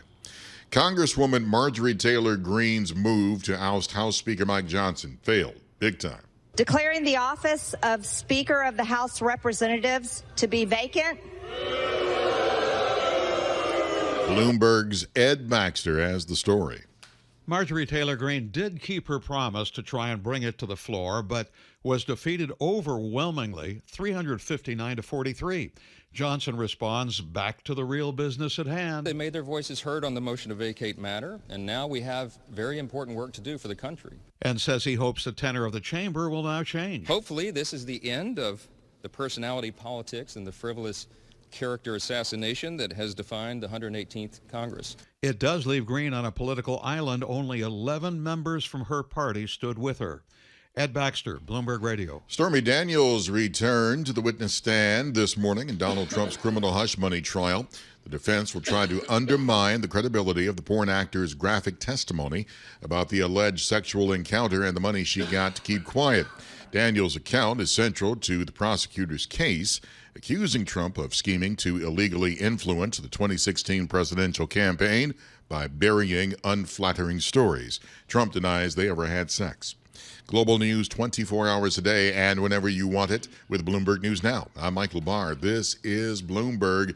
We'll go back to Tom, Damian, and Lisa. Volpe, 1 for 3. Soto, 3 for 5. Didn't walk. Judge, 3 for 5. Verdugo didn't show up. Stanton, 1 for 4.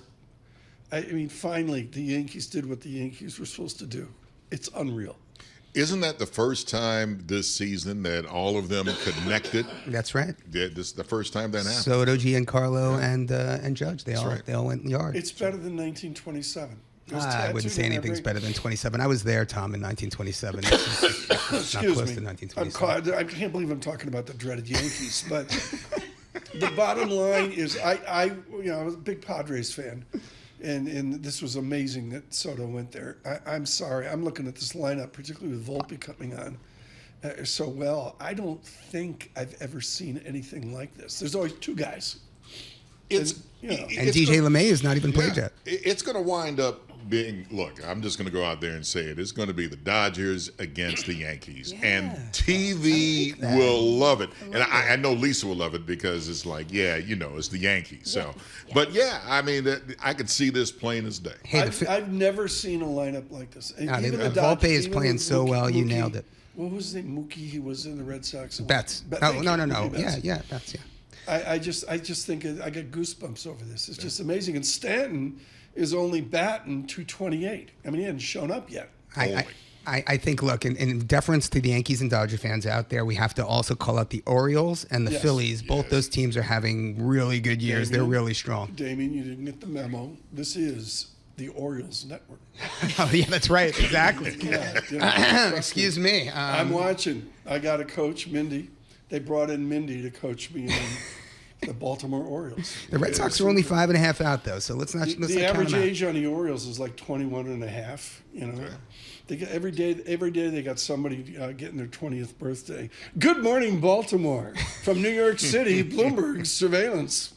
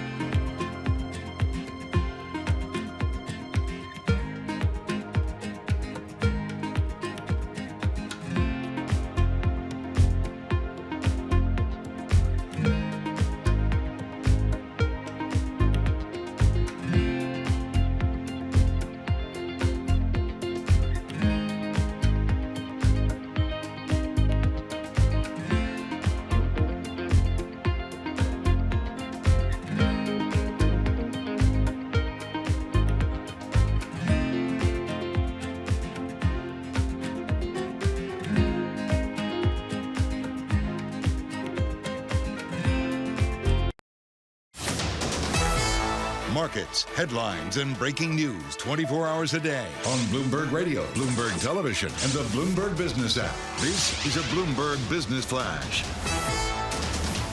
And Bloomberg Surveillance brought to you by Interactive Brokers. Discover the future of trading with their next-generation trading platform, IBKR Desktop. Download IBKR Desktop at ibkr.com/desktop.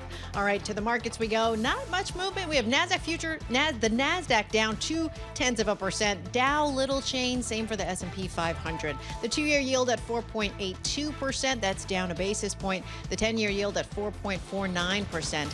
And that is little change. Moving the markets, want to start with gaming company Roblox, down 22%, gave a second quarter bookings forecast that missed estimates. And then you have Beyond Meat, they're down 14%. Despite those price hikes, margins came under pressure from higher manufacturing and material costs. And finally, Airbnb down 7%, gave that disappointing guidance for a second quarter in a row. That is your Bloomberg Business Flash. Tom and Damian. Thanks so much. Lots to talk about here. Joining us right now with Damian Sassower and Tom Keene is Jason Kelly, who's got a thing going with Mr. Rodriguez called The Deal, which is about sports people, and they got a wonderful guy on this week from ESPN. I really admire his craft. Nobody cares. How was Miami? Miami was amazing, Tom. I have to say, so Formula One was there last weekend, as you know. Record viewership in the U.S., which surprised people because, as you know, it has not been a super competitive season on the track. A lot of drama off the track. And lo and behold, here comes little Lando Norris, with the win. I'm like 2/3 of the way through this, and it was the first race in ages where, because they had a yellow flag, we don't need to go into it because of time. But all of a sudden, it's like a real race. And I look down in the pits, and it's this supermodel and that supermodel, and some guy Lisa knows that I don't know. I waved at The Rock. What was this? I mean, you're like mixing with all these. Were you down like? Were you at Carbone's? It's a vibe. It is definitely a vibe in Miami, and it's funny, Tom, because this is a race that has really. There are 3 U.S. races on the calendar now: Miami, Austin, and Vegas. Vegas was fine last year. I think they thought Vegas might sort of supplant Miami. I didn't see it at all. But Miami's like, hold my mojito. Like, let's do this. And like the stars were out. Athletes, entertainers, it is the place. I think part of it's the timing. It's May. You sort of want to get down to Miami, be a part of it. But yeah, I mean, everybody was there from Tom Brady on. And what a race, huh? Lando Norris. I mean, that's the first time Max really didn't take the podium. But he didn't because of a yellow flag. Yeah. Period. Fair enough. But this week's guest, Jason Kelly, is one Stephen A. Smith of ESPN. I just have one question for you. How tall is Stephen A? He looks really tall. He's about my height. He's like a little over 6 feet. A little over 6 feet. Yeah. So he's short. Compared to Tom, he's short. Right, exactly. Now, I saw Stephen A. back at Downtown in Los Angeles some time ago. And, here's the thing I have. I just have to ask, why is Stephen A., he's a New Yorker, why is he always so negative about the Jets, man? I mean, I know he's a huge Knicks fan, but, go easy on the Jets, Stephen A., come on. Yeah, I think because of you. That's what he told me, is it's because of you. No, I don't know. I mean, I do know his love for the Knicks is deep, and he is really excited, obviously, right now. And there's a lot to be excited about. And what's he doing outside of sports casting? What's the business side of the Stephen A. Smith franchise? The business side of Stephen A., I believe, is an understanding that you need to own your own stuff. And I think, one of the things he made very clear, his contract is up next year. He was the highest paid talent. Now he's been usurped by Pat McAfee and others. He has taken a little bit of a page out of the McAfee playbook. He started his own podcast through his own production company. It's got 600,000 subscribers on YouTube, a bunch of downloads. It's not just about sports. So when push comes to shove, and he was pretty clear about this, he's going to get paid what he wants, or he's going to go on his own. Parents out of the Caribbean, grew up in Queens. Yeah. He's a legit journalist in the Philadelphia Inquirer. This guy's, I really take issue with people thinking he's just another mouth. Yeah. He's like the real deal. Yeah. Is he a dinosaur? with all the imagery going on today, and I deal with this every day, frankly, and I'm no Stephen Smith, but does he feel like he's a dinosaur in a blah, blah, blah industry? A little bit, because, he is the very epitome, Tom, of he's got the receipts for everything he says. I mean, he has I don't done think people know the that. work. Yeah, he has absolutely done the work. He was a beat reporter, and one of the things he did, and you guys can all appreciate this, he was the guy in the locker room, not just in the locker room, but at the clubs with the players after the game, building sources as a real journalist does. And so when he speaks about how someone feels or he has a take, it is based in reality. Now, listen, he created the modern sports landscape, like it or hate it, when it comes to media, for sure. Well, Jason, it's interesting. I really wish we get him on here after last night with Rick Carlisle and all the accusations against the Knicks, because I think Stephen A., I'd have to say, he'd probably agree with a lot of things Rick Carlisle, even though he's a Knicks fan. Yeah. I'd have to say, because he's so honest and so opinionated, and he really hates the refs and the way NBA is officiated. Did he talk about that at all?